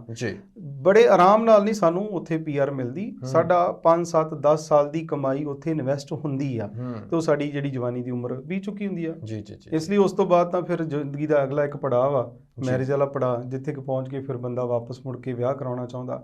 ਸੋ ਕਮਾਈ ਦਾ ਇੱਕ ਮੋਟਾ ਹਿੱਸਾ, ਇੱਕ ਜ਼ਿੰਦਗੀ ਦਾ ਜਿਹੜਾ ਸੁਨਹਿਰੀ ਟਾਈਮ ਆ, ਉਹ ਸਾਡਾ ਉੱਥੇ ਲੱਗ ਰਿਹਾ। ਜੀ ਬਿਲਕੁਲ। ਪਰ ਰਾਮਦਵਾਰੀ ਜੀ ਤੁਸੀਂ ਗੱਲਬਾਤ ਕੀਤੀ ਵੀ ਇਦਾਂ ਹੋ ਰਿਹਾ ਆ ਉੱਥੇ, ਕਈ ਵਾਰ ਜਦੋਂ ਅਸੀਂ ਥੋੜਾ ਪਿੱਛੇ ਜਾ ਕੇ ਵੇਖਦੇ ਹਾਂ, ਤੋਂ ਵੀ 25-30 ਸਾਲ ਬਾਅਦ ਪਿੱਛੇ ਦੇਖਦੇ ਜਾ ਕੇ, ਤੇ ਸਾਡੇ ਜਿਹੜੇ ਇੱਥੋਂ ਲੋਕ ਉੱਥੇ ਗਏ, ਚਾਹੇ ਉਹ ਕਿਸੇ ਵੀ ਪਰਪਸ ਵਾਸਤੇ ਗਏ, ਇੱਥੋਂ ਕੋਈ ਪਰਪਸ ਲੈ ਕੇ ਗਏ, ਉੱਥੇ ਮਕਸਦ ਉਹਨਾਂ ਦਾ ਉੱਥੇ ਰਹਿਣ ਦਾ ਸੀਗਾ, ਪਰ ਉਹਨਾਂ ਨੇ ਉੱਥੇ ਰਹਿ ਕੇ ਆਰਥਿਕ, ਰਾਜਨੀਤਿਕ, ਸਮਾਜਿਕ ਜਾਂ ਧਾਰਮਿਕ ਖੇਤਰ ਦੇ ਵਿੱਚ ਬਹੁਤ ਵੱਡੀਆਂ ਉਪਲਬਧੀਆਂ ਕੀਤੀਆਂ ਆ ਕਿ ਜਿਹਦੇ ਉੱਤੇ ਉਹ ਸਾਡੇ ਦੇਸ਼ ਵਾਲਿਆਂ ਨੂੰ ਵੀ ਉਹਦੇ ਤੇ ਮਾਣ ਹੈਗਾ ਆ। ਬਿਲਕੁਲ ਜੀ। ਉਹ ਪ੍ਰਾਪਤੀ ਨੂੰ ਫਿਰ ਕਿੱਦਾਂ ਦੇਖਦੇ ਹੋ? ਦੇਖੋ ਜੀ, ਪ੍ਰਵਾਸ ਕਦੇ ਵੀ ਇਹ ਨਹੀਂ ਕਿ ਇੱਕ ਪਾਸਾ ਹੀ ਆਪਾਂ ਲੈ ਲਈਏ ਕਿ ਨਕਾਰਾਤਮਕ ਹੀ ਆ। ਪ੍ਰਵਾਸ ਦੇ ਸਕਾਰਾਤਮਕ ਪੱਖ ਵੀ ਹੈਗੇ ਜਿਨ੍ਹਾਂ ਨੂੰ ਅਸੀਂ ਅੱਖੋਂ ਪਰੋਖੇ ਨਹੀਂ ਕਰ ਸਕਦੇ। ਉਹਨਾਂ ਵਿੱਚੋਂ ਇੱਕ ਇਹ ਪੱਖ ਵੀ ਹੈ ਜਿਹੜਾ ਤੁਸੀਂ ਹੁਣੇ ਛੇੜਿਆ ਕਿ ਅਸੀਂ ਬੁਲੰਦੀਆਂ ਤੇ ਗਏ ਆ। ਮੈਂ ਤਾਂ ਕਹਿੰਦਾ ਕਿ ਜਦੋਂ ਵੀ ਕੋਈ ਕੌਮ ਆਪਣੀ ਪ੍ਰਗਤੀ ਵੱਲ ਨੂੰ ਵੱਧਦੀ ਹੈ, ਵਿਕਾਸ ਵੱਲ ਨੂੰ ਵੱਧਦੀ ਹੈ, ਹਮੇਸ਼ਾ ਉਹਨੂੰ ਆਪਣਾ, ਚਾਹੇ ਉਹ ਘਰ ਦੀ ਚਾਰਦੀਵਾਰੀ ਹੋਵੇ, ਤੇ ਜਦੋਂ ਬੰਦਾ ਅੰਗੜਾਈ ਭਰਦਾ ਆ, ਥੋੜਾ ਜਿਹਾ ਵਿਕਸਿਤ ਹੁੰਦਾ, ਉਹ ਕਹਿੰਦਾ ਮੈਂ ਆਪਣਾ ਘਰ ਥੋੜਾ ਜਿਹਾ ਵੱਡਾ ਕਰਾਂ। ਇਸੇ ਤਰ੍ਹਾਂ ਜਿਹੜੀ ਸਾਡੀ ਪੰਜਾਬੀ ਕੌਮ ਆ, ਇਹ ਬੜੇ ਵੱਡੇ ਖਿੱਤੇ ਵਿੱਚ ਸੀ, ਅੱਜ ਸਿਮਟ ਕੇ ਇਹ ਕੁਝ ਸਾਡਾ ਜਿਓਗ੍ਰਾਫਿਕਲੀ ਥੋੜਾ ਜਿਹਾ ਏਰੀਆ ਰਹਿ ਗਿਆ। ਇਹ ਅਸਲ 'ਚ ਜਿੱਦਾਂ ਦੀ ਕੌਮ ਆ, ਜਿੱਦਾਂ ਦਾ ਸਾਡਾ ਇਥੋਂ ਦਾ ਪਾਣੀ ਆ, ਖਾਣ ਪੀਣ ਦਾ ਢੰਗ ਤਰੀਕਾ ਆ, ਜੋ ਸਾਡੀ ਸੋਚ ਵਿੱਚ ਗੁਰੂਆਂ ਨੇ ਭਰਿਆ ਆ, ਸਾਡੀ ਸੋਚ ਬੜੀ ਉਪਜਾਊ ਆ। ਸਾਡੀ ਜ਼ਮੀਨ ਹੀ ਨਹੀਂ ਉਪਜਾਊ, ਪੰਜਾਬੀਆਂ ਦੀ ਸੋਚ ਵੀ ਬੜੀ ਉਪਜਾਊ ਆ। ਉਸ ਸੋਚ, ਉਪਜਾਊ ਸੋਚ ਨਾਲ ਜਦੋਂ ਅਸੀਂ ਅੰਗੜਾਈ ਲੈਂਦੇ ਆ ਤੇ ਸਾਨੂੰ ਇਹ ਖਿੱਤਾ ਆਪਣਾ ਥੋੜਾ ਥੋੜਾ ਲੱਗਦਾ। ਇਸ ਲਈ ਅਸੀਂ ਇੱਥੋਂ ਨਿਕਲ ਕੇ ਸਮੁੱਚੇ ਜਗਤ ਨੂੰ ਹੀ ਪੰਜਾਬੀਅਤ ਦੇ ਰੰਗ ਵਿੱਚ ਰੰਗਣਾ ਚਾਹੁੰਦੇ ਆ। ਇਸੇ ਤਹਿਤ ਜਿਹੜੇ ਲੋਕਾਂ ਨੇ ਆਪਣੀਆਂ ਜੜ੍ਹਾਂ ਇੱਥੇ ਗੱਡੀ ਰੱਖੀਆਂ, ਉਹ ਭਾਵੇਂ ਜਿੱਥੇ ਮਰਜ਼ੀ ਘੁੰਮਦੇ ਰਹੇ, ਤਰੱਕੀਆਂ ਦੀਆਂ ਬੁਲੰਦੀਆਂ ਨੂੰ ਛੂੰਹਦੇ ਰਹੇ ਨੇ, ਪਰ ਪੈਰ ਉਹਨਾਂ ਦੇ ਕਿਸੇ ਵੀ ਤਰ੍ਹਾਂ ਨਾਲ ਇੱਥੇ ਜ਼ਰੂਰ ਗੱਡੇ ਰਹੇ ਨੇ। ਇਹ ਇੱਕ ਪੋਜ਼ਿਟਿਵ ਪੱਖ ਰਿਹਾ। ਇੱਕ ਹੋਰ ਮੈਂ ਤੁਹਾਨੂੰ ਅੰਗਰੇਜ਼ਾਂ ਵੇਲੇ ਦਾ ਦੱਸਦਾ ਕਿ ਆਪਣੇ ਇਲਾਕੇ ਚੋਂ, ਖਾਸ ਕਰਕੇ ਮਾਝੇ ਚੋਂ, ਬਹੁਤ ਸਾਰੇ ਕਿਸਾਨਾਂ ਨੂੰ, ਜ਼ਿਮੀਂਦਾਰਾਂ ਨੂੰ ਅੰਗਰੇਜ਼ਾਂ ਨੇ ਬਾਰ ਵਿੱਚ ਖੜਿਆ। ਔਰ ਉਹਦਾ ਇੱਕ ਪੱਖ ਰਿਹਾ ਵੀ ਇੱਥੋਂ ਉੱਠ ਕੇ ਜਿਹੜੇ ਲੋਕ, ਜੇ 10 ਟੱਬਰ ਵੀ ਜਾਂਦੇ ਸੀ, 5 ਵੀ ਜਾਂਦੇ ਸੀ, ਆਪਣੇ ਪਿੰਡ ਦਾ ਨਾਂ ਉਧਰ ਵੀ ਇਧਰਲੇ ਪਿੰਡ ਦੇ ਨਾਂ ਤੇ ਰੱਖਦੇ ਸੀ। ਉਹਦਾ ਇੱਕ ਬੜਾ ਵੱਡਾ ਇਫੈਕਟ ਸੀ, ਕਿਉਂਕਿ ਉਹ ਉੱਥੇ ਰਹਿੰਦਿਆਂ ਵੀ ਆਪਣੇ ਪਿੰਡ ਨੂੰ ਆਪਣੇ ਪਿੰਡ ਦੇ ਨਾਮ ਤੋਂ ਚੇਤੇ ਰੱਖਦੇ ਸੀ। ਤੇ ਪੰਜਾਬੀ ਵਿੱਚ ਕਹਿ ਦਿੱਤਾ ਤਾਂ ਅੱਡਾ ਤੇ ਗੱਡਾ ਕਾਇਮ ਰੱਖਣਾ। ਤੇ ਜਦੋਂ ਅਸੀਂ ਉੱਥੋਂ 47 ਦੇ ਉਜਾੜੇ 'ਚ ਉਜੜੇ, ਵਾਪਸ ਆਪਣੇ ਉਹਨਾਂ ਪਿੰਡਾਂ ਵਿੱਚ ਜ਼ਰੂਰ ਪਰਤੇ, ਕਿਉਂਕਿ ਸਾਡਾ ਅੱਡਾ ਗੱਡਾ ਹੈਗਾ ਸੀ। ਜਿਸ ਵੇਲੇ ਦੇ ਪੰਜਾਬੀਆਂ ਦੀ ਆਪ ਗੱਲ ਕਰਦੇ ਹੋ, ਅੱਜ ਵੀ ਉਹਨਾਂ ਵਰਗਿਆਂ ਦੀ ਘਾਟ ਨਹੀਂ ਹੈਗੀ। ਉਹਨਾਂ ਨੇ ਆਪਣਾ ਅੱਡਾ ਗੱਡਾ ਕਾਇਮ ਰੱਖਿਆ ਸੀ, ਇਸ ਲਈ ਉਹ ਉੱਥੇ ਕਾਮਯਾਬ ਹੋ ਕੇ ਆਪਣੀ ਕਾਮਯਾਬੀ ਦੇ ਸਿਹਰੇ ਇੱਧਰ ਵੀ ਜਿਹੜੇ ਨੇ ਉਹ ਦਿੰਦੇ ਰਹੇ, ਤੇ ਪੰਜਾਬੀਅਤ ਤੇ ਪੰਜਾਬੀ ਸੁਭਾਅ ਨੂੰ ਉਹ ਸਿਹਰੇ ਵੱਜਦੇ ਰਹੇ। ਪਰ ਉਹਦੇ ਬਾਵਜੂਦ ਵੀ ਅੱਜ ਅਸੀਂ ਉਸ ਪੱਖ ਨੂੰ, ਜਿਹੜਾ ਨਕਾਰਾਤਮਕ ਪੱਖ ਆ, ਉਹਨੂੰ ਅਸੀਂ ਛੱਡ ਵੀ ਨਹੀਂ ਸਕਦੇ। ਜੀ ਬਿਲਕੁਲ ਬਿਲਕੁਲ, ਕਿਉਂਕਿ ਉਹ ਦੇਖਣ ਦੇ ਵਿੱਚ ਆ ਰਿਹਾ ਜਿੱਦਾਂ ਨਾ ਆਮ ਤੌਰ ਤੇ ਕਿਤੇ ਬੈਠੇ ਹੋਏ ਦਾ ਤੇ ਗੱਲਬਾਤ ਤੁਰਦੀ ਹੈ, ਜਿੱਦਾਂ ਪਹਿਲਾਂ ਵੀ ਮੈਂ ਕੀਤਾ ਵੀ ਮੋਟਿਵ ਕੇਵਲ ਸਟੱਡੀ ਦਾ ਹੀ, ਸਟੱਡੀ ਕਰਕੇ, ਪੜ੍ਹਾਈ ਕਰਕੇ ਵਾਪਸ ਆਪਣੇ ਦੇਸ਼ ਦੇ ਵਿਕਾਸ ਦੀ ਭਾਵਨਾ ਉਹਨਾਂ ਦੇ ਅੰਦਰ ਹੁੰਦੀ ਸੀ। ਹੁਣ ਤਾਂ ਇਦਾਂ ਲੱਗਦਾ ਵੀ ਜਿੱਦਾਂ ਉਹ ਇੰਨੇ ਕੁ ਫੈਡਅਪ ਹੋ ਕੇ ਇੱਥੋਂ ਜਾ ਰਹੇ ਆ ਵੀ ਉਹ ਇੱਥੇ ਰਹਿਣਾ ਹੀ ਨਹੀਂ ਚਾਹੁੰਦੇ। ਪ੍ਰਵਾਸ ਦਾ ਕਾਰਨ ਇਹ ਨਹੀਂ ਰਹਿ ਗਿਆ ਵੀ ਉੱਥੇ ਕਮਾਉਣਾ ਆ ਜਾਂ ਜਾ ਕੇ ਪੜ੍ਹਾਈ ਕਰਨੀ ਹੈ ਜਾਂ ਅੱਗੇ ਵਧਣਾ ਆ, ਉਹ ਇੱਕ ਕਾਰਨ ਇਹ ਜਮਾ ਹੋ ਗਿਆ ਵੀ ਉਹ ਇੱਥੇ ਨਹੀਂ ਰਹਿਣਾ ਚਾਹੁੰਦੇ। ਬਿਲਕੁਲ ਜੀ, ਇੱਕ ਇਹਦਾ ਕਾਰਨ ਹੀ ਇਹ ਆ ਤੇ ਜਿਹੜਾ ਨਕਾਰਾਤਮਕ ਆ, ਕਿਉਂ ਇੱਥੋਂ ਉਹ ਸ਼ੌਕ ਨਾਲ ਨਹੀਂ ਜਾ ਰਹੇ, ਸਿਸਟਮ ਤੋਂ ਤੰਗ ਹੋ ਕੇ ਇੱਥੋਂ ਜਾ ਰਹੇ ਨੇ। ਉਹਨਾਂ ਨੂੰ ਸਾਡਾ ਆ ਕਰਪਸ਼ਨ ਵਾਲਾ ਸਿਸਟਮ ਬਿਲਕੁਲ ਪਸੰਦ ਨਹੀਂ, ਕਿਉਂਕਿ ਕੰਪੈਰੀਟਿਵਲੀ ਉਹਨਾਂ ਨੂੰ ਇੱਕ ਚੀਜ਼ ਦੇਖਣ ਨੂੰ ਮਿਲ ਗਈ, ਉਹਨਾਂ ਦਾ ਸਿਸਟਮ ਦੇਖਣ ਨੂੰ ਮਿਲ ਗਿਆ। ਇਸ ਲਈ ਹਰ ਬਸ਼ਿੰਦਾ ਚਾਹੁੰਦਾ ਕਿ ਜਦੋਂ ਮੈਂ ਆਪਣੀ ਮਿਹਨਤ ਦੀ 10 ਨੌਹਾਂ ਦੀ ਕਮਾਈ ਕਰਨੀ ਆ, ਤਾਂ ਫਿਰ ਮੈਂ ਇੱਥੇ ਇਦਾਂ ਦੇ ਕਰਪਸ਼ਨ ਵਾਲੇ ਸਿਸਟਮ 'ਚ ਨਿੱਕੀ ਨਿੱਕੀ ਕੰਮ ਲਈ ਲਾਈਨਾਂ 'ਚ ਲੱਗ ਕੇ ਰਿਸ਼ਵਤਾਂ ਦੇ ਕੇ, ਆ ਸੇਵਾ ਕੇਂਦਰ ਦਾ ਕੰਮ ਪਿਛਲੇ ਦਿਨਾਂ 'ਚ ਆਪਾਂ ਲੰਬੀਆਂ ਲਾਈਨਾਂ, ਫਾਰ ਐਗਜ਼ਾਮਪਲ ਇਹ ਤਾਂ ਇੱਕ ਸੈਂਪਲ ਆ। ਬਿਲਕੁਲ ਜੀ। ਸੋ ਇਹੋ ਜਿਹੇ ਕਰਪਟਡ ਸਿਸਟਮ ਤੋਂ ਤੰਗ ਹੋ ਕੇ ਸਾਡਾ ਯੂਥ ਬਹੁਤ ਭੱਜ ਰਿਹਾ। ਦੇਖੋ ਕੁਝ ਵਰੇ ਪਹਿਲਾਂ ਤੱਕ ਅਸੀਂ ਕੁੜੀਆਂ ਨੂੰ ਉੱਥੇ ਭੇਜਣਾ ਸੇਫ ਨਹੀਂ ਸੀ ਸਮਝਦੇ, ਜੀ ਜੀ ਜੀ, ਪਰ ਅੱਜ ਦੀ ਤਰੀਕ 'ਚ ਅਸੀਂ ਆਪਣੇ ਸਿਸਟਮ ਤੋਂ ਇੰਨੇ ਜ਼ਿਆਦਾ ਤੰਗ ਹੋ ਗਏ ਹਾਂ ਕਿ ਅਸੀਂ ਆਪਣੀਆਂ ਕੁੜੀਆਂ ਜਿਨ੍ਹਾਂ ਨੂੰ ਗੁਆਂਢੀ ਦੁਕਾਨ ਤੇ ਕਦੀ ਕਰਿਆਨੇ ਦਾ ਸਮਾਨ ਲੈ ਕੇ ਨਾ ਭੇਜੀਏ, ਤੇ ਅਸੀਂ ਅੱਜ ਉਹਨਾਂ ਦੇ ਪੈਕ ਕਰਕੇ ਸਮਾਨ ਤੇ ਉਹਨਾਂ ਨੂੰ 7 ਸਮੁੰਦਰੋਂ ਪਾਰ ਹਜ਼ਾਰਾਂ ਮੀਲਾਂ ਤੇ ਭੇਜਣ ਨੂੰ ਤਿਆਰ ਹਾਂ। ਕਿੰਨੇ ਕੁ ਅੱਕੇ ਹੋਏ ਆ ਅੱਜ ਅਸੀਂ। ਇੱਕ ਬੰਦਾ ਰੱਜ ਕੇ ਪ੍ਰਵਾਸ ਦੇ ਖਿਲਾਫ ਬੋਲਣ ਵਾਲਾ ਜੀ, ਪਰ ਉਹ ਕਹਿੰਦਾ ਵੀ ਭਾਈ ਇਹ ਗੱਲ ਚੇਤੇ ਰੱਖੋ, ਮੈਂ ਵੀ ਆਪਣੇ ਬੱਚੇ ਕੱਲ ਨੂੰ ਉੱਥੇ ਭੇਜਣੇ ਆ। ਦੇਖ ਲਓ ਤੁਸੀਂ, ਬਿਲਕੁਲ ਜੀ, ਭਾਵੇਂ ਉਹਨੂੰ ਪ੍ਰਵਾਸ ਅੱਜ ਨੈਗੇਟਿਵ ਦਿਸਦਾ, ਪਰ ਫਿਰ ਵੀ ਉਹ ਆਪਣੇ ਬੱਚੇ ਬਾਹਰ ਹੀ ਭੇਜਣਾ ਚਾਹੁੰਦੇ। ਬਿਲਕੁਲ। ਕਿੱਦਾਂ ਇੱਥੇ ਫਿਰ ਕੀ ਹੋ ਸਕਦਾ, ਹੱਲ ਕੀ ਹੈਗਾ ਇਹਦਾ? ਜੇ ਇਸ ਤਰ੍ਹਾਂ ਸਾਡਾ ਪੂਰਾਂ ਦੇ ਪੂਰ ਉਧਰ ਜਾਂਦੇ ਰਹੇ ਤੇ ਉਹ ਜਿੱਦਾਂ ਪਹਿਲਾਂ ਵੀ ਗੱਲ ਕੀਤੀ ਵੀ ਉਹ ਹੁਣ ਮਜਬੂਰੀ ਵੀ ਬਣ ਗਿਆ ਬਾਹਰ ਜਾਣਾ, ਪਹਿਲਾਂ ਲੋੜ ਸੀਗਾ ਹੁਣ ਮਜਬੂਰੀ ਬਣ ਗਿਆ, ਤੇ ਹੁਣ ਉੱਥੇ ਸਟੂਡੈਂਟ ਜਾਂਦੇ ਸੀ ਪੜ੍ਹ ਕੇ ਵਾਪਸ ਹੁੰਦੇ, ਹੁਣ ਜਿਹੜੇ ਜਾਂਦੇ ਆ ਉਹ ਪੇਰੈਂਟਸ ਨੂੰ ਨਾਲ ਲੈ ਕੇ ਜਾ ਰਹੇ ਆ, ਇੱਥੋਂ ਦੀਆਂ ਜ਼ਮੀਨਾਂ ਜਾਇਦਾਦਾਂ ਵੇਚੀਆਂ ਜਾ ਰਹੀਆਂ ਨੇ। ਬਿਲਕੁਲ ਜੀ। ਔਰ ਉਹ ਜਿਹੜਾ ਘਾਟਾ, ਜਿਹੜਾ ਗੈਪ ਪੈ ਰਿਹਾ ਆ, ਜਿਹੜਾ ਪੰਜਾਬ ਖਾਲੀ ਹੋ ਰਿਹਾ ਆ, ਉੱਥੇ ਜਿਹੜੇ ਹੁਣ ਅਦਰ ਸਟੇਟਸ ਦੇ ਜਿਹੜੇ ਪ੍ਰਵਾਸੀ ਹੈਗੇ ਨੇ ਉਹ ਉੱਥੇ ਆ ਕੇ ਜਿਹੜਾ ਆ ਵਾਸ ਕਰ ਰਹੇ ਨੇ, ਤੇ ਪੰਜਾਬ ਦੀ ਜਿਹੜੀ ਇੱਕ ਪਛਾਣ ਹੈ ਕਿ ਉਹਦੇ ਵਾਸਤੇ ਖਤਰਾ ਨਹੀਂ ਪੈਦਾ ਹੋ ਰਿਹਾ? ਬਿਲਕੁਲ ਜੀ। ਇੱਕ ਕਹਾਣੀ ਪੜ੍ਹੀ ਸੀ ਮੜੀਆਂ ਤੋਂ ਦੂਰ, ਰਘਬੀਰ ਟੰਡ ਹੋਣਾ ਦੀ, ਤੇ ਉਹਦੇ ਵਿੱਚ ਉਹ ਆਪਣੀ ਮਾਤਾ ਨੂੰ ਲੈ ਜਾਂਦੇ ਨੇ, ਤੇ ਪਰ ਉਹ ਮਾਤਾ ਆਪਣੀ ਬੇਟੇ ਦੇ ਦੋਸਤ ਨੂੰ, ਜਿਹਨੂੰ ਉਹ ਮਾਸੀ ਆਖਦਾ ਸੀ ਜੀ, ਤੇ ਉਹਨੂੰ ਫੋਨ ਕਰਕੇ ਆਖਦੀ ਹੈ ਕਿ ਮੈਨੂੰ ਮੜੀਆਂ ਤੋਂ ਦੂਰ ਭੇਜ ਦੇ। ਤੇ ਇਹ ਸਾਡੇ ਬਜ਼ੁਰਗ ਜਾ ਤਾਂ ਰਹੇ ਨੇ ਪਰਿਵਾਰ ਦੀਆਂ ਲੋੜਾਂ ਅਨੁਸਾਰ ਪੋਤੇ ਪੋਤਰੀਆਂ ਨੂੰ ਖਿਡਾਉਣ, ਪਰ ਕਿਤੇ ਨਾ ਕਿਤੇ ਉਹ ਆਪਣੇ ਆਪ ਨੂੰ ਉੱਥੇ ਮੜੀਆਂ ਵਰਗੀ ਇਕਾਂਤ ਵਿੱਚ ਫਸਿਆ ਹੋਇਆ ਵੀ ਸਮਝਦੇ ਨੇ। ਤੇ ਇਹ ਭਾਵੇਂ ਸਾਡੇ ਕੁਝ ਪੱਖ ਨੇ ਕਿ ਅੱਜ ਪ੍ਰਵਾਸ ਦੇ ਸੰਦਰਭ ਵਿੱਚ ਸਾਡੀਆਂ ਕੁੜੀਆਂ ਦੀ ਵੈਲਿਊ ਪੈ ਗਈ ਜੀ, ਠੀਕ ਹੈ ਜੀ, ਆਇਲਸ ਹੋਣ ਕਰਕੇ। ਤੇ ਇੱਕ ਹੋਰ ਇਹਦਾ ਪੋਜ਼ਿਟਿਵ ਪੁਆਇੰਟ ਇਹ ਰਿਹਾ ਕਿ ਜਿਹੜਾ ਨਾ ਕਾਸਟਿਜ਼ਮ ਦੇ ਬੈਰੀਅਰ ਜਿਹੜੇ ਨੇ ਉਹ ਟੁੱਟੇ ਨੇ। ਹੁਣ ਲੋਕਾਂ ਨੂੰ ਕੁਆਲਿਟੀ ਬੱਚੇ ਦੀ ਚਾਹੀਦੀ ਕਿ ਇਹ ਆਇਲਸ ਦੇ ਬੈਂਡ ਲੈ ਜੇ ਤੇ ਬਾਕੀ ਹੋ ਜਾਏਗਾ। ਜੀ ਜੀ ਜੀ। ਉਹ ਕਿਤੇ ਨਾ ਕਿਤੇ ਜਿਹੜੀ ਹੈ ਨਾ, ਕਿਉਂਕਿ ਪੰਜਾਬੀ ਸੁਭਾਅ ਮੜੀਆਂ ਵਾਲਾ ਸੁਭਾਅ ਨਹੀਂ ਆ, ਮੜੀਆਂ ਸਾਡੀਆਂ ਪਿੰਡੋਂ ਬਾਹਰ ਹੁੰਦੀਆਂ ਨੇ। ਬਿਲਕੁਲ ਜੀ। ਅਸੀਂ ਮੜੀਆਂ 'ਚ ਜਾ ਕੇ ਬੈਠਣ ਨੂੰ ਬੁਰਾ ਸਮਝਦੇ ਹਾਂ, ਜਾਂ ਘਰ ਦੀ ਇਕਾਂਤ ਨੂੰ ਅਸੀਂ ਮੜੀ ਵਰਗਾ ਕਹਿੰਦੇ ਹਾਂ। ਬਿਲਕੁਲ ਜੀ। ਸੋ ਜਿਹੜਾ ਕੰਮ ਬਣ ਰਿਹਾ ਉਹਦਾ ਇਹ ਆ ਕਿ ਜਿੱਥੇ ਇੱਕ ਬੰਨੇ ਫੋਰਨ ਦਾ ਪੈਸਾ ਧੜਾ ਧੜਾ ਆਇਆ ਤੇ ਪੰਜਾਬ ਦੇ ਘਰਾਂ ਦੇ ਵਿੱਚ, ਪਿੰਡਾਂ 'ਚ ਕੋਠੀਆਂ ਵੱਡੀਆਂ ਵੱਡੀਆਂ ਹੋਈਆਂ, ਬਿਲਕੁਲ ਹੋਈਆਂ, ਉਹ 5-7 10 ਸਾਲ ਬਜ਼ੁਰਗ ਇੱਥੇ ਰਹੇ, ਉਹਨਾਂ ਦੇ ਮਾਮ ਜਾਂ ਡੈਡ ਜੋ ਵੀ ਮਾਤਾ ਪਿਤਾ, ਬਿਲਕੁਲ, ਮੁੜ ਕੇ ਉਹ ਜੇ ਦੋਵੇਂ ਜੀ ਨੇ ਜਾਂ ਇੱਕ ਆ ਉਹਨਾਂ ਚੋਂ, ਤੇ ਉਹ ਆਪਣੇ ਬੱਚਿਆਂ ਨਾਲ ਬਾਹਰ ਚਲਾ ਗਿਆ। ਤੇ ਉਹ ਜਿਹੜਾ ਖਾਲੀ ਕੋਠੀਆਂ, ਇੰਨੀ ਵੱਡੀ ਇਨਵੈਸਟਮੈਂਟ ਤੋਂ, ਕਰੋੜਾਂ ਤੋਂ ਬਾਅਦ, ਉਹ ਇੱਕ ਸਰਾਪ ਹੀ ਆ, ਉਹਨਾਂ ਨੂੰ ਵੀ ਚੰਬੜਿਆ ਰਹਿਣਾ ਤੇ ਸਾਡੇ ਪੰਜਾਬੀਆਂ ਦੇ ਮੂੰਹ ਤੇ ਵੀ ਚੰਬੜਿਆ ਰਹਿਣਾ ਜੀ। ਇਹ ਇੱਕ ਇਸ ਵਕਤ ਇਹਨੂੰ ਤਵਾਜ਼ਨ ਬਣਾ ਕੇ ਰੱਖਣਾ ਬਹੁਤ ਔਖਾ ਲੱਗਣ ਡਿਆ, ਕਿਉਂਕਿ ਬੱਚੇ ਜਾਂ ਤਾਂ ਸੇਵਾ ਕਰਕੇ ਚਾਹੁੰਦੇ ਸਾਡੇ ਮਾਤਾ ਪਿਤਾ ਸਾਡੇ ਨਾਲ ਰਹਿਣ, ਜਾਂ ਕਿਉਂਕਿ ਉੱਥੇ ਬੱਚਿਆਂ ਦੇ ਕੇਅਰ ਟੇਕਰ ਦੇ ਤੌਰ ਤੇ ਬਹੁਤੀ ਵਾਰੀ ਬਹਾਨਾ ਵੀ ਪੋਤੇ ਪੋਤਰੀਆਂ ਦਾ ਬਣਾਇਆ ਜਾਂਦਾ ਕੇਅਰ ਟੇਕਿੰਗ ਦੇ ਲਈ। ਜੀ ਜੀ। ਇਸ ਲਈ ਉੱਥੇ ਇੱਕ ਜਿਹੜਾ ਗੈਪ ਜਿਹਾ ਬਣ ਰਿਹਾ ਨਾ, ਇਹ ਕਿ ਇੱਥੇ ਪੈਸੇ ਦੀ ਇਨਵੈਸਟਮੈਂਟ ਤੇ ਉੱਥੇ ਮੁੜ ਕੇ ਮਾਂ ਪਿਓ ਨਾਲ ਜਾ ਰਹੇ ਨੇ, ਇਹ ਇੱਕ ਨਾ ਜਿਹੜਾ ਨਾ ਸੁਲਝਿਆ ਹੋਇਆ ਮਸਲਾ ਆ ਵੀ ਇਹਨੂੰ ਕਿੱਦਾਂ ਸੁਲਝਾਇਆ ਜਾਵੇਗਾ। ਜੀ ਜੀ ਜੀ। ਜਿਹੜੀ ਇੱਕ ਪੀੜ੍ਹੀ ਚਲੇ ਗਈ, ਮਾਂ ਬਾਪ ਨੂੰ ਨਾਲ ਲੈ ਗਈ। ਇੱਕ ਹੋਰ ਬੜਾ ਵੱਡਾ ਖੋਰਾ ਲੱਗ ਰਿਹਾ ਜਿਹੜਾ ਸਭ ਤੋਂ ਖਤਰਨਾਕ ਆ ਜੀ। ਜਿਸ ਵੇਲੇ ਦੀ ਤੁਸੀਂ ਗੱਲ ਕਰਦੇ ਹੋ ਉਦੋਂ ਖੋਰਾ ਨਹੀਂ ਲੱਗਾ ਇਹ ਵਾਲਾ, ਜਿਹੜੀ ਸਾਡੀ ਜ਼ਹਿਨੀਅਤ ਦੇ ਵਿੱਚੋਂ, ਦਿਮਾਗੀ ਤਵਾਜ਼ਨ ਦੇ ਵਿੱਚੋਂ ਪੰਜਾਬੀਅਤ ਦੀ ਗੱਲ ਮਨਫੀ ਹੋਈ ਜਾਂਦੀ ਹੈ। ਭੱਜ ਨੱਠ ਦੀ ਜ਼ਿੰਦਗੀ ਵਿੱਚ ਅਸੀਂ ਇੰਨੇ ਜ਼ਿਆਦਾ ਅੱਗੇ ਨਿਕਲਦੇ ਜਾਂਦੇ ਹਾਂ ਕਿ ਅਸੀਂ ਖੁਦ ਨੂੰ ਵੀ ਸੰਭਾਲ ਨਹੀਂ ਪਾ ਰਹੇ ਤੇ ਆਪਣੀ ਅਗਲੀ ਪੀੜ੍ਹੀ ਨੂੰ ਤਾਂ ਸੰਭਾਲਣ ਤੋਂ ਲਗਭਗ ਅਸਮਰੱਥ ਹੋ ਗਏ ਹਾਂ। ਮੈਂ ਅਥੈਂਟਿਕਲੀ ਨਹੀਂ ਗੱਲ ਕਰ ਰਿਹਾ, ਪਰ ਸੋਸ਼ਲ ਮੀਡੀਆ ਉੱਪਰ ਇੱਕ ਉਹ ਡਿਟੇਲ ਆਪਾਂ ਬਟਾਲੇ ਲਾਗੇ ਦੀ ਦੇਖੀ ਜੀ ਕਿ ਲੋਹੇ ਦੇ ਸ਼ਹਿਰ ਬਟਾਲੇ 'ਚੋਂ ਸਾਰਾ ਲੋਹਾ ਖਤਮ ਹੋ ਗਿਆ ਹਵੇਲੀ ਬਣਾਉਂਦਿਆਂ। ਤੀਸਰੀ ਪੀੜ੍ਹੀ ਜਿਹੜੀ ਆ ਉਹ ਪੰਜਾਬੀ, ਚਲੋ ਮੈਂ ਜਿਹੜੀ ਗੱਲ ਕਰ ਰਿਹਾ ਉਹ ਧਰਮ ਦੇ ਲਿਹਾਜ਼ ਨਾਲ ਕਰ ਰਿਹਾ ਕਿ ਉਹ ਮੁਸਲਮਾਨ ਬਣ ਗਏ ਜੀ। ਹਾਲਾਂ ਮੈਂ ਫਿਰ ਕਹਿ ਰਿਹਾ ਕਿ ਉਹ ਜਿਹੜੀ ਖਬਰ ਆ, ਮੈਂ ਉਹਨੂੰ ਉਹਦੀ ਜਿਹੜੀ ਪ੍ਰਮਾਣਿਕਤਾ ਉਹਦੇ ਉੱਤੇ ਮੋਹਰ ਨਹੀਂ ਲਾ ਰਿਹਾ, ਪਰ ਜੇ ਉਹ ਸੱਚ ਆ ਤਾਂ ਇਹ ਸਾਡੇ ਲਈ ਇੱਕ ਸੋਚਣ ਵਾਲੀ ਗੱਲ ਹੈ ਕਿ ਅਸੀਂ ਕਿੱਥੇ ਚਲਾ ਗਏ। ਸਿਰਫ ਧਰਮ ਤਬਦੀਲੀ ਦਾ ਨਹੀਂ ਵਿਸ਼ਾ, ਅਸਲ ਵਿੱਚ ਜਿੱਦਾਂ ਭਈਏ ਸਾਡੇ ਵਿੱਚ ਆਉਂਦੇ ਨੇ ਤੇ ਅਸੀਂ ਉੱਥੇ ਜਾ ਕੇ ਤੇ ਉਹਨਾਂ ਵਾਲੇ ਰੰਗ 'ਚ ਰੰਗੇ ਜਾ ਰਹੇ ਹਾਂ। ਇਹ ਖਤਰਨਾਕ ਹੈ। ਧਰਮ ਤਬਦੀਲੀ ਨਹੀਂ, ਪਰ ਪੰਜਾਬੀਅਤ ਨੂੰ ਛੱਡ ਜਾਣਾ, ਇਹ ਇੱਕ ਖਤਰਨਾਕ ਰੁਝਾਨ ਹੈ ਜੀ। ਬਿਲਕੁਲ, ਕਿਉਂਕਿ ਮੈਂ ਜਿੱਦਾਂ ਗੱਲਬਾਤ ਕਰਦੇ ਮਹਿਸੂਸ ਕਰ ਰਿਹਾ ਵੀ ਜੇ ਤੁਸੀਂ ਸਕਾਰਾਤਮਕ ਪੱਖ ਵੇਖੋਗੇ ਵੀ ਵਿਦੇਸ਼ ਜਾਣ ਦੇ ਫਾਇਦੇ ਕਿੰਨੇ ਆ, ਤੇ ਬਹੁਤ ਲੰਬੀ ਲਿਸਟ ਤੁਹਾਡੇ ਸਾਹਮਣੇ ਆ ਜਾਂਦੀ ਹੈ। ਜੇ ਤੁਸੀਂ ਉਹਦੇ ਨੈਗੇਟਿਵ ਵੇਖੋਗੇ ਉਹਦਾ ਪੰਜਾਬ ਨੂੰ ਕੀ ਨੁਕਸਾਨ ਹੋ ਰਿਹਾ ਹੈ, ਤੇ ਉਹ ਵੀ ਇੱਕ ਬਹੁਤ ਲੰਬੀ ਲਿਸਟ ਬਣ ਸਕਦੀ ਹੈ। ਹੁਣ ਸਿੱਟੇ ਦੇ ਵਜੋਂ ਜੇ ਅਸੀਂ ਆਪਣੀ ਗੱਲ ਨੂੰ ਅਖੀਰ ਵਾਲੇ ਪਾਸੇ ਲੈ ਕੇ ਜਾਂਦੇ ਆ ਤੇ ਇਹਨਾਂ ਚੀਜ਼ਾਂ ਦਾ ਹੱਲ ਕਿੱਦਾਂ ਹੋ ਸਕਦਾ ਹੈ? ਜਾਂ ਤਾਂ ਮੈਂ ਇਦਾਂ ਸਮਝ ਰਿਹਾ ਸੀ ਵੀ ਜਿਹੜੇ ਵਿਦੇਸ਼ਾਂ ਵਿੱਚ ਜਾ ਰਹੇ ਆ ਕਿਤੇ ਨਾ ਕਿਤੇ ਉਹਨਾਂ ਨੂੰ ਇੱਥੋਂ, ਕਿਉਂਕਿ ਬਹੁਤ ਛੋਟੀ ਉਮਰ ਹੈ ਨਾ, 17 18 ਸਾਲ ਬੱਚੇ, 18 ਸਾਲ ਦੇ ਬੱਚੇ ਨੂੰ ਨਹੀਂ ਪਤਾ ਹੁੰਦਾ ਬਹੁਤਾ, ਨਾ ਆਪਣੇ ਧਰਮ, ਨਾ ਵਿਰਸੇ, ਨਾ ਸੱਭਿਆਚਾਰ, ਨਾ ਵਿਰਾਸਤ ਦਾ ਪਤਾ ਹੁੰਦਾ ਆ। ਉਹ ਜੇ ਉੱਥੇ ਜਾ ਕੇ ਉਹੀ ਉਮਰ ਸਿੱਖਣ ਦੀ ਹੁੰਦੀ ਆ, ਉਹ ਜੋ ਨਵੇਂ ਕਲਚਰ ਵਿੱਚ ਜਾਂਦਾ ਹੈ ਉਹ ਬਿਲਕੁਲ ਉਹਦੇ ਵਿੱਚ ਰੰਗਿਆ ਜਾਂਦਾ ਆ, ਕਿਉਂਕਿ ਅਸੀਂ ਕੋਰੇ ਬੱਚੇ ਉੱਥੇ ਭੇਜਦੇ ਆ। ਕਿਉਂਕਿ ਨਾ ਤਾਂ ਸਕੂਲਾਂ ਦੇ ਵਿੱਚ, ਨਾ ਕਾਲਜਾਂ ਦੇ ਵਿੱਚ, ਕਾਲਜਾਂ ਦੇ ਬੱਚੇ ਪਹੁੰਚਦੇ ਨਹੀਂ ਕਿਉਂਕਿ +2 ਤੋਂ ਬਾਅਦ ਆਇਲਸ ਕੀਤੀ ਤੇ ਚੱਲ ਬਾਹਰ, ਤੇ ਪਰਿਵਾਰ ਦੇ ਵਿੱਚ ਸਿੱਖੀ ਦਾ ਜਾਂ ਪੰਜਾਬੀਅਤ ਦਾ ਮਾਹੌਲ ਪਹਿਲਾਂ ਹੀ ਨਹੀਂ ਹੈਗਾ। ਸੋ ਇਹਦੇ ਵਿੱਚ ਇਹਦੇ ਹੱਲ ਵਾਸਤੇ ਕੀ ਕਰ ਸਕਦੇ ਆਪਾਂ? ਦੇਖੋ ਜੀ, ਚੇਤਨਤਾ ਦਾ ਜਿਹੜਾ ਨਾ ਜੜ ਉਹ ਸਾਨੂੰ ਬਾਹਰ ਜਾਣੇ ਵਾਲੇ ਬੱਚਿਆਂ ਦੇ ਵਿੱਚ ਲਾਉਣੀ ਪਵੇ ਜੀ।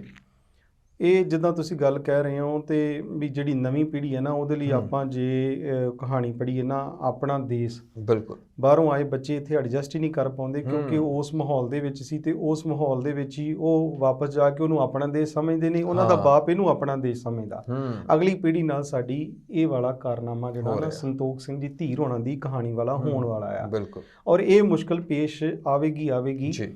ਇਹਦੇ ਲਈ ਇੱਕ ਸਾਡਾ ਉਹਦੇ ਵਿੱਚ ਨਾ ਪੋਜ਼ਿਟਿਵ ਪੁਆਇੰਟ ਵੀ ਆ ਪ੍ਰਵਾਸ ਵਿੱਚ, ਕਿ ਅਸੀਂ ਜਿਹੜੇ ਨਾ ਬੇਫਿਕਰ ਹੋ ਕੇ, ਬੇਚਿੰਤ ਹੋ ਕੇ ਪ੍ਰਵਾਸ ਕਰਦੇ, ਉਹਦਾ ਨਾ ਇੱਕ ਕਾਰਨ ਹੋ ਰਿਹਾ ਕਿ ਸਾਨੂੰ ਆਪਣੇ ਗੁਰੂ ਘਰਾਂ ਤੋਂ ਉੱਥੇ ਬਹੁਤ ਆਸ ਹੁੰਦੀ, ਬਿਲਕੁਲ, ਚਾਹੇ ਪੰਜਾਬੀ ਹਿੰਦੂ ਜਾਵੇ ਜਾਂ ਸਿੱਖ ਜਾਵੇ ਜਾਂ ਮੁਸਲਮਾਨ ਜਾਵੇ, ਬਿਲਕੁਲ ਸਾਨੂੰ ਬੜੀ ਆਸ ਹੁੰਦੀ ਕਿ ਸਾਨੂੰ ਜਦੋਂ ਵੀ ਕੋਈ ਮੁਸ਼ਕਲ ਆਈ, ਸਾਨੂੰ ਰਹਿਣ ਨੂੰ, ਸਾਨੂੰ ਖਾਣ ਨੂੰ ਉੱਥੋਂ ਮਿਲ ਜਾਣਾ, ਬਾਕੀ ਸਾਡਾ ਗੁਜ਼ਾਰਾ ਹੋ ਜਾਏਗਾ। ਹੁਣ ਇਸ ਮਾਮਲੇ ਵਿੱਚ ਵੀ ਸਾਡੇ ਚਿੰਤਕਾਂ ਦਾ, ਸਾਡੇ ਗੁਰੂ ਧਾਮਾਂ ਦਾ ਇਹ ਇੱਕ ਬਣ ਜਾਂਦਾ, ਜ਼ਿੰਮੇਵਾਰੀ ਵਾਲਾ ਪੱਖ ਬਣ ਜਾਂਦਾ। ਔਰ ਉਹਦੇ ਨਾਲ ਮੈਨੂੰ ਲੱਗਦਾ ਕਿ ਜਿਹੜੇ ਬੱਚੇ ਸਾਡੇ ਜਾ ਰਹੇ ਨੇ, ਉਹਨਾਂ ਦੇ ਮਾਂ-ਬਾਪ ਦੀ ਜ਼ਿੰਮੇਵਾਰੀ ਵੀ ਬਣਦੀ ਆ ਕਿ ਬੱਚੇ ਭਾਵੇਂ ਜਾਣ ਜਿੱਥੇ ਮਰਜ਼ੀ ਉਡਾਰੀ ਭਰਨ, ਜਿੱਦਾਂ ਪੰਛੀ ਆਲਣੇ ਵੱਲ ਨੂੰ ਪਰਤਦੇ ਆ। ਚੇਤੇ ਰੱਖੀਏ, ਮੈਂ ਨਹੀਂ ਕਹਿੰਦਾ ਖੁਦਾ ਨਾ ਖਾਸਤਾ ਇਹ ਮੇਰੇ ਮੂੰਹ ਜਿਹੜੇ ਲਫ਼ਜ਼ ਨਿਕਲ ਰਹੇ ਨੇ ਇਹ ਇੱਕ ਜ਼ੁਬਾਨ ਸੜ ਜਾਣ ਵਾਲੇ ਲਫ਼ਜ਼ ਬਣ ਜਾਣ ਕਿ ਜਦੋਂ ਅਸੀਂ 12 ਵਸਾਉਣ ਗਏ ਸੀ ਅੰਗਰੇਜ਼ਾਂ ਵੇਲੇ, ਅਸੀਂ ਕਦੀ ਸੋਚਿਆ ਵੀ ਨਹੀਂ ਸੀ ਕਿ ਇਦਾਂ ਵਾਪਸ ਪਰਤਾਂਗੇ। ਉਜੜੀਆਂ ਜਾਂ ਜੰਗਲਾਂ ਦੇ ਜੰਗਲ ਅਸੀਂ ਕੱਟੇ, ਵੱਡੇ, ਵਸਾਈਆਂ ਤੇ ਫਿਰ ਉਥੋਂ ਖੋਟੇ ਸਿੱਕੇ ਵਾਂਗੂ ਆਪਣੇ ਪਰਿਵਾਰਾਂ ਦੇ ਪਰਿਵਾਰ ਮਰਵਾ ਕੇ ਅਸੀਂ ਵਾਪਸ ਪਰਤੇ। ਮੈਂ ਫਿਰ ਕਹਿੰਦਾ ਜਿਹੜੇ ਮੈਂ ਲਫ਼ਜ਼ ਬੋਲੇ ਨੇ, ਖੁਦਾ ਨਾ ਖਾਸਤਾ ਇਹ ਮੇਰੀ ਜ਼ੁਬਾਨੋਂ ਨਿਕਲੇ ਹੋਏ ਇਹ ਭੈੜੇ ਬੋਲ ਜਿਹੜੇ ਆ, ਇਹਨਾਂ ਦੀ ਸੱਚਾਈ ਕਿਤੇ ਵੀ ਨੇੜੇ ਨਾ ਹੋਵੇ, ਹੈ ਨਾ। ਪਰ ਫਿਰ ਵੀ ਸਾਨੂੰ ਇਸ ਪੋਸੀਬਿਲਿਟੀ ਨੂੰ ਧਿਆਨ ਵਿੱਚ ਰੱਖ ਕੇ ਆਪਣੇ ਪ੍ਰਵਾਸ ਕਰਨ ਵਾਲੇ ਜਿਹੜੇ ਪਰਿੰਦੇ ਨੇ ਨਾ, ਜਿੱਦਾਂ ਗੁਰੂ ਸਾਹਿਬ ਨੇ ਉਦਾਹਰਨ ਦਿੱਤੀ ਹੈ, ਊਡੇ ਊਡ ਆਵੈ ਸਹਿ ਕੋਸਾਂ, ਤਿਸ ਪਾਛੈ ਬਚਰੇ ਸ਼ਰਿਆ, ਤਿਨ ਕਵਣ ਖਿਲਾਵੈ ਕਵਣ ਚੁਗਾਵੈ, ਮਨ ਮਹਿ ਸਿਮਰਨ ਕਰਿਆ। ਉਹ ਆਪਣੇ ਬੱਚਿਆਂ ਨੂੰ ਚੇਤੇ ਰੱਖਦੀ ਹੈ। ਕੋਹਾਂ ਦੂਰ ਉਹ ਪ੍ਰਵਾਸ ਕਰਕੇ ਚਲੀ ਜਾਂਦੀ ਉਡਾਰੀ ਮਾਰ ਕੇ। ਸਾਡੇ ਬੱਚੇ ਵੀ ਕੋਹਾਂ ਦੂਰ ਗਏ ਨੇ, ਹਜ਼ਾਰਾਂ ਮੀਲ ਦੂਰ ਨੇ, ਦੇਸ਼ਾਂ ਵਿਦੇਸ਼ਾਂ 'ਚ ਘੁੰਮ ਰਹੇ ਨੇ, ਜਿੱਥੇ ਅਸੀਂ ਆਪਣੀ ਪੰਜਾਬੀ ਸੁਭਾਅ ਦਾ, ਚੜ੍ਹਦੀ ਕਲਾ ਦਾ ਝੰਡਾ ਗੱਡ ਰਹੇ ਹਾਂ। ਉੱਥੇ ਨਾਲ ਦੀ ਨਾਲ ਸਾਡੇ ਬੱਚਿਆਂ ਦੇ ਅੰਦਰ ਉਹ ਪਿੱਛੇ ਦੀ ਜਿਹੜੀ ਇੱਕ ਤਾਰ ਆ ਨਾ, ਉਹਨੂੰ ਜੋੜ ਕੇ ਰੱਖਣਾ ਸਾਡੇ ਐਜੂਕੇਸ਼ਨਲ ਪੱਖ ਦਾ ਵੀ ਸਿਸਟਮ ਜਿਹੜੀ ਜ਼ਿੰਮੇਵਾਰੀ ਬਣਦੀ ਹੈ, ਸਾਡੇ ਮਾਤਾ ਪਿਤਾ ਦੀ ਵੀ ਜਿਵੇਂ ਬਣਦੀ ਹੈ, ਸਾਡੇ ਰਾਜਨੀਤਿਕ ਢਾਂਚੇ ਇੱਥੋਂ ਪ੍ਰਵਾਸ ਜਿਹੜਾ ਹੋ ਰਿਹਾ ਤੇ ਸਾਡੇ ਪੋਲੀਟੀਕਲ ਸਿਸਟਮ ਦੀ ਵੀ ਜ਼ਿੰਮੇਵਾਰੀ ਬਣਦੀ ਹੈ, ਤੇ ਸਾਡੇ ਧਾਰਮਿਕ ਵਰਗਾਂ ਦੀ ਵੀ ਇਹ ਜ਼ਿੰਮੇਵਾਰੀ ਬਣਦੀ ਆ ਕਿ ਉਹ ਕੂੰਜ ਦੇ ਸਿਮਰਨ ਵਾਂਗ ਉਹਨਾਂ ਦੇ ਮਨ ਵਿੱਚ ਇੱਕ ਲਗਾਅ ਤੇ ਇੱਕ ਸਿਮਰਨ ਦੀ ਜਿਹੜੀ ਤਾਰ ਹੈ ਨਾ, ਉਹ ਹਮੇਸ਼ਾ ਜੁੜੀ ਰਹੇ। ਜੀ ਬਿਲਕੁਲ, ਬੜਾ ਜ਼ਰੂਰੀ ਹੈ ਕਿਉਂਕਿ ਪ੍ਰਵਾਸ ਮਜਬੂਰੀ ਆ ਜਾਂ ਜ਼ਰੂਰੀ ਹੈ, ਇਹ ਬਾਅਦ ਦਾ ਵਿਸ਼ਾ ਆ। ਪਰ ਪ੍ਰਵਾਸ ਤੋਂ ਬਾਅਦ ਅਸੀਂ ਆਪਣੀਆਂ ਜੜ੍ਹਾਂ ਦੇ ਨਾਲ ਕਿੰਨਾ ਜੁੜੇ ਹੋਏ ਹਾਂ ਜਾਂ ਉਹਨਾਂ ਦੇ ਨਾਲ ਸਾਡਾ ਕਿੰਨਾ ਮੋਹ ਹੈ, ਕਿੰਨਾ ਥੇ ਹੈ, ਇਹ ਸਭ ਤੋਂ ਜ਼ਿਆਦਾ ਜ਼ਰੂਰੀ ਪੱਖ ਹੋਣਾ ਚਾਹੀਦਾ ਆ। ਤੇ ਜਿਵੇਂ 4 ਸਾਡੇ ਇੰਸਟੀਟਿਊਸ਼ਨ ਹੁੰਦੇ ਨੇ, ਸਮਾਜ, ਧਰਮ, ਰਾਜਨੀਤੀ ਔਰ ਆਰਥਿਕਤਾ ਦੇ ਤੌਰ ਤੇ, ਜਾਂ ਜ਼ਿਕਰ ਕੀਤਾ ਜਿਵੇਂ ਕਿ ਐਜੂਕੇਸ਼ਨ, ਵਿਦਿਅਕ ਢਾਂਚੇ ਦੇ ਵਿੱਚ ਆਪਣੇ ਬੱਚਿਆਂ ਨੂੰ ਆਪਣੇ ਦੇਸ਼ ਪ੍ਰਤੀ ਉਹਨਾਂ ਅੰਦਰ ਪਿਆਰ, ਚਾਓ ਪੈਦਾ ਕੀਤਾ ਜਾਵੇ।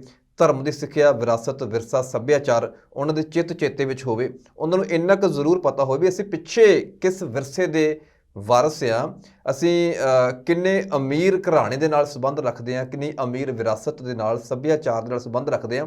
ਤਾਂ ਹੋ ਸਕਦਾ ਵੀ ਕਿਤੇ ਜਾ ਕੇ, ਜਿਵੇਂ ਅਸੀਂ ਜ਼ਿਕਰ ਕੀਤਾ ਸੀ ਪਹਿਲਾਂ ਵੀ, ਕਿ ਕੁਝ ਐਸੀਆਂ ਸ਼ਖਸੀਅਤਾਂ ਵੀ ਨੇ ਜਿਨ੍ਹਾਂ ਨੇ ਉੱਥੇ ਜਾ ਕੇ ਬਹੁਤ ਵੱਡੀਆਂ ਪ੍ਰਾਪਤੀਆਂ ਕੀਤੀਆਂ।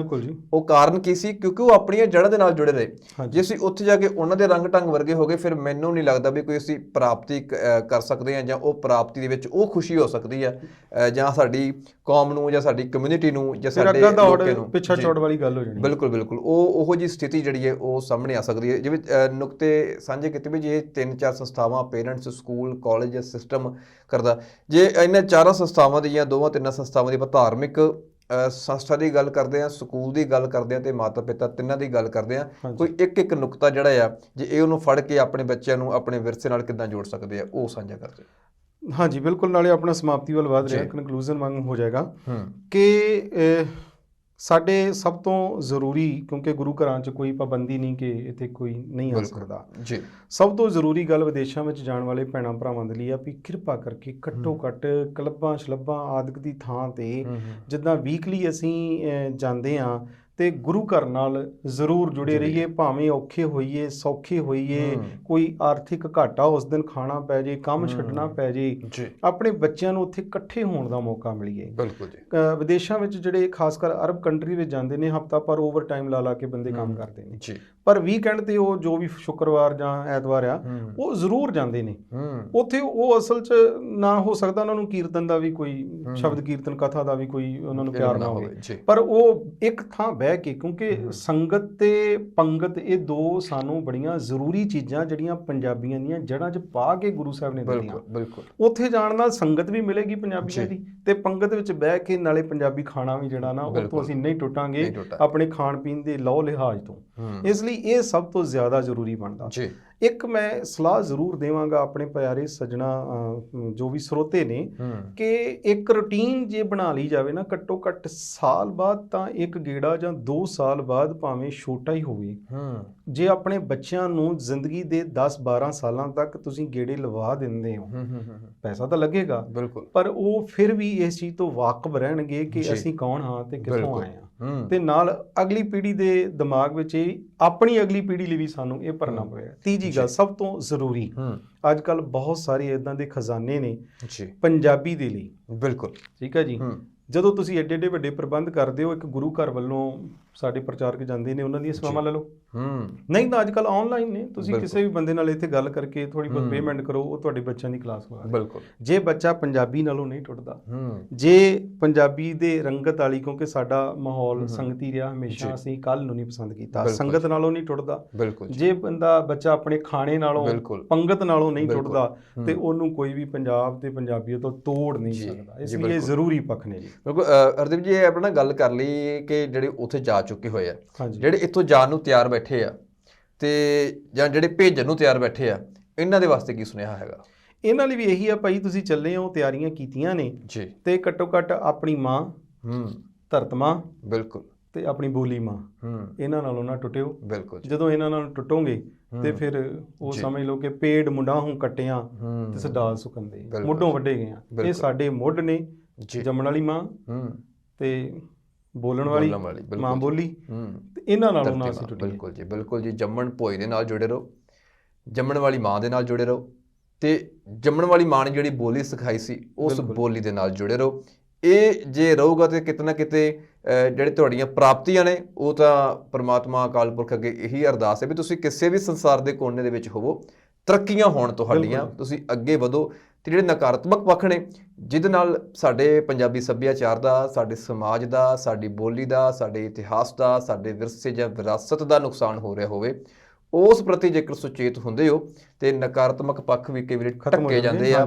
ਤੇ ਕਿਉਂਕਿ ਮਜਬੂਰੀਆਂ ਸਾਰਿਆਂ ਦੀਆਂ ਨੇ, ਬੜਾ ਅਸੀਂ ਜਦੋਂ ਵਿਦੇਸ਼ਾਂ ਵਿੱਚ ਗੱਲਬਾਤ ਕਰਦੇ ਹਾਂ ਕਿ ਉੱਥੇ ਇੱਕ ਬੱਚਿਆਂ ਨੂੰ ਚੰਗਾ ਸਿਸਟਮ ਮਿਲਦਾ ਆ, ਚੰਗਾ ਰਹਿਣ ਸਹਿਣ ਮਿਲਦਾ ਹੈ, ਉੱਥੇ ਬਰਾਬਰਤਾ ਦੀ ਗੱਲ ਹੈ, ਉੱਥੇ ਅਧਿਕਾਰਾਂ ਦੀ ਗੱਲ ਹੈਗੀ ਹੈ, ਬਰਾਬਰ ਦੇ ਰਾਈਟ ਸਾਰਿਆਂ ਨੂੰ ਹੈਗੇ ਨੇ, ਧੋਖਾਧੜੀਆਂ ਘੱਟ ਹੈਗੀਆਂ ਨੇ, ਚੋਰੀਆਂ ਘੱਟ ਹੈਗੀਆਂ ਨੇ, ਉੱਥੇ ਰਿਸ਼ਵਤ ਵਾਲਾ ਕੰਮ ਜਿਹੜਾ ਨਹੀਂ ਹੈਗਾ। ਇੱਕ ਤੁਹਾਨੂੰ ਵੱਡੇ ਕਲਚਰ ਵਿੱਚ ਜਾ ਕੇ, ਇੱਕ ਨਵੇਂ ਕਲਚਰ ਵਿੱਚ ਜਾ ਕੇ ਆਪਣੇ ਅਮੀਰ ਕਲਚਰ ਨੂੰ ਲੋਕਾਂ ਨੂੰ ਦੱਸਣ ਦਾ ਇੱਕ ਬੜਾ ਮੌਕਾ ਆ। ਜੇ ਤੁਸੀਂ ਉਹ ਸੰਭਾਲ ਲੈਂਦੇ ਹੋ ਤਾਂ ਮੈਂ ਸਮਝਦਾ ਵੀ ਸਾਰਾ ਕੁਛ ਹੀ ਕਵਰ ਹੋ ਜਾਂਦਾ ਆ। ਸੋ ਉਮੀਦ ਕਰਦੇ ਹਾਂ ਕਿ ਅੱਜ ਦਾ ਇਹ ਵਿਸ਼ਾ ਪ੍ਰਵਾਸ ਵਰ ਕੇ ਸਰਾਪ, ਤੇ ਜੇ ਇਹ ਸਰਾਪ ਇਹਨੂੰ ਵਰ ਵਿੱਚ ਕਿਵੇਂ ਬਦਲਣਾ ਆ, ਤੇ ਜੇ ਵਰ ਹੈ ਤੇ ਇਹਨੂੰ ਹੋਰ ਅੱਗੇ ਕਿੱਦਾਂ ਲੈ ਕੇ ਜਾਣਾ ਆ ਕਿ ਇਹ ਜਿਹੜਾ ਆ ਨਕਾਰਾਤਮਕ ਪੱਖ ਜਿਹੜੇ ਖਤਮ ਹੋਣ। ਕਿਉਂਕਿ ਬਹੁਤ ਸਾਰੀਆਂ ਜਦੋਂ ਬੁਰੀਆਂ ਖਬਰਾਂ ਵੀ ਆਉਂਦੀਆਂ ਨੇ ਕਿ ਜੋ ਕੁਝ ਸਾਡੇ ਬੱਚੇ ਇੱਥੇ ਕਰਦੇ ਸੀ ਉਹ ਵਿਦੇਸ਼ਾਂ 'ਚ ਜਾ ਕੇ ਵੀ ਉਹੋ ਜਿਹੀਆਂ ਹਰਕਤਾਂ ਕਰਦੇ ਨੇ, ਤੇ ਉਦੋਂ ਸਮੁੱਚੀ ਕਮਿਊਨਿਟੀ ਦਾ ਸਿਰ ਝੁਕਦਾ ਆ। ਜਦੋਂ ਪ੍ਰਾਪਤੀ ਦੀ ਗੱਲ ਆਉਂਦੀ ਹੈ ਕੁਝ ਚੰਗੇ ਬੱਚਿਆਂ ਦੇ ਕਰਕੇ, ਜਾਂ ਜਿਹੜੇ ਮਿਹਨਤੀ ਸਾਡੇ ਸਟੂਡੈਂਟਸ ਨੇ ਜਾਂ ਕਿਸੇ ਵੀ ਖਿੱਤੇ ਨਾਲ ਸੰਬੰਧ ਰੱਖਦੇ ਨੇ, ਉਦੋਂ ਪਿੱਛੇ ਪੂਰੇ ਪੰਜਾਬ ਦਾ ਸਿਰ ਜਿਹੜਾ ਆ ਉਹ ਉੱਚਾ ਹੋ ਜਾਂਦਾ ਹੈ। ਤੇ ਇਹ ਜ਼ਰੂਰ ਸਮਝ ਲੈਣਾ ਚਾਹੀਦਾ ਵੀ ਆਪਣੇ ਵਿਰਸੇ ਵਿਰਾਸਤ ਔਰ ਸੱਭਿਆਚਾਰ ਦੇ ਨਾਲ ਜੁੜੇ ਰਹੀਏ, ਇਹਨੂੰ ਨਾ ਭੁੱਲੀਏ, ਤੇ ਜਿੱਥੇ ਵੀ ਹੋਈਏ ਉਹ ਉਸ ਦੇਸ਼ ਦੀ ਤਰੱਕੀ ਵਿੱਚ ਵੀ ਹਿੱਸਾ ਪਾਈਏ। ਕਹਿੰਦੇ ਜਿਸ ਦੇਸ਼ ਦਾ ਖਾਈਏ ਉਹਦਾ ਬੁਰਾ ਨਹੀਂ ਮੰਗੀਦਾ। ਸੋ ਇਸ ਤਰੀਕੇ ਨਾਲ ਚੱਲਦੇ ਰਹੀਏ। ਸੋ ਬਹੁਤ ਬਹੁਤ ਸ਼ੁਕਰੀਆ, ਧੰਨਵਾਦ ਸਰਦਾਰ ਹਰਦੀਪ ਸਿੰਘ ਜੀ ਦਾ, ਜਿਨ੍ਹਾਂ ਨੇ ਸਮਾਂ ਕੱਢਿਆ ਔਰ ਬਹੁਤ ਅਹਿਮ ਵਿਸ਼ੇ ਉੱਤੇ ਜਿਹੜੀ ਹੈ ਖੁੱਲ੍ਹੀ ਵਿਚਾਰ ਚਰਚਾ ਹੋਈ ਹੈ। ਉਮੀਦ ਕਰਾਂਗੇ ਕਿ ਆਉਂਦੇ ਸਮੇਂ ਦੇ ਵਿੱਚ ਹੋਰ ਵੀ ਵੱਖ-ਵੱਖ ਤੇ ਜ਼ਰੂਰੀ ਵਿਸ਼ਿਆਂ ਦੇ ਵਿੱਚ ਅਸੀਂ ਸਰਦਾਰ ਹਰਦੀਪ ਸਿੰਘ ਜੀ ਰਾਮਦਵਾਲੀ, ਜਿਵੇਂ ਮੈਂ ਪਹਿਲਾਂ ਵੀ ਦੱਸਿਆ ਕਿ ਬਤੌਰ ਲੇਖਕ, ਬਤੌਰ ਪ੍ਰਚਾਰਕ, ਬਤੌਰ ਅਧਿਆਪਕ ਵੱਡੀਆਂ ਸੇਵਾਵਾਂ ਜਿਹੜੀਆਂ ਨੇ ਉਹ ਸਮਾਜ ਨੂੰ, ਧਰਮ ਨੂੰ, ਦੇਸ਼ ਨੂੰ, ਕੌਮ ਨੂੰ ਜਿਹੜੀਆਂ ਨੇ ਉਹਨਾਂ ਵੱਲੋਂ ਦਿੱਤੀਆਂ ਜਾ ਰਹੀਆਂ ਨੇ। ਅਸੀਂ ਅਰਦਾਸ ਕਰਦੇ ਹਾਂ ਕਿ ਇਸੇ ਤਰ੍ਹਾਂ ਇਹਨਾਂ ਦੀ ਕਲਮ ਵੀ ਚੱਲਦੀ ਰਹੇ ਤੇ ਇਸੇ ਤਰ੍ਹਾਂ ਇਹ ਪ੍ਰਚਾਰ ਪ੍ਰਸਾਰ ਦੇ ਵਿੱਚ ਆਪਣੇ ਜੋ ਭੂਮਿਕਾ ਹੈਗੀ ਹੈ ਉਹਨੂੰ ਨਿਭਾਉਂਦੇ ਰਹਿਣ। ਬਹੁਤ ਬਹੁਤ ਧੰਨਵਾਦ ਜੀ। ਵਾਹਿਗੁਰੂ ਜੀ ਕਾ ਖਾਲਸਾ, ਵਾਹਿਗੁਰੂ ਜੀ ਕੀ ਫਤਿਹ। ਸੋ ਇਹ ਸਨ ਜੀ ਸਰਦਾਰ ਹਰਦੀਪ ਸਿੰਘ ਜੀ ਰਾਮਦਵਾਲੀ, ਜਿਨ੍ਹਾਂ ਦੇ ਨਾਲ ਅੱਜ ਖਾਸ ਤੌਰ 'ਤੇ ਪ੍ਰੋਗਰਾਮ ਸਾਹਿਤ ਅਤੇ ਸਾਹਿਤਕਾਰ ਦੇ ਵਿੱਚ ਗੱਲਬਾਤ ਕੀਤੀ ਹੈ। ਰਚਿਆ ਹੋਇਆ ਸਾਹਿਤ ਉਹਨਾਂ ਨੇ ਦੱਸ ਦਿੱਤਾ ਸੀਗਾ ਔਰ ਸਾਹਿਤਕਾਰ ਵਜੋਂ ਕਿਵੇਂ ਉਹਨਾਂ ਦਾ ਸਫ਼ਰ ਸ਼ੁਰੂ ਹੋਇਆ ਤੇ ਉਹਨਾਂ ਦੀਆਂ ਗੱਲਾਂ ਬਾਤਾਂ ਤੋਂ ਸਪਸ਼ਟ ਹੋ ਗਿਆ ਵੀ ਕਿੱਦਾਂ ਦਾ ਸਾਹਿਤ ਉਹ ਆਉਣ ਵਾਲੇ ਸਮੇਂ 'ਚ ਸਿਰਜਣਗੇ ਜਾਂ ਕਿੰਨਾ ਵਧੀਆ ਸਾਹਿਤ ਉਹਨਾਂ ਨੇ ਸਿਰਜਿਆ ਹੋਵੇਗਾ। ਸੋ ਮਿਲਦੇ ਹਾਂ ਅਗਲੇ ਹਫ਼ਤੇ ਅਗਲੇ ਐਪੀਸੋਡ ਵਿੱਚ ਇੱਕ ਹੋਰ ਨਵੀਂ ਸ਼ਖਸੀਅਤ ਦੇ ਨਾਲ। ਤਦ ਤੱਕ ਲਈ ਮੈਨੂੰ ਦਿਓ ਇਜਾਜ਼ਤ। ਸਤਿ ਸ੍ਰੀ ਅਕਾਲ।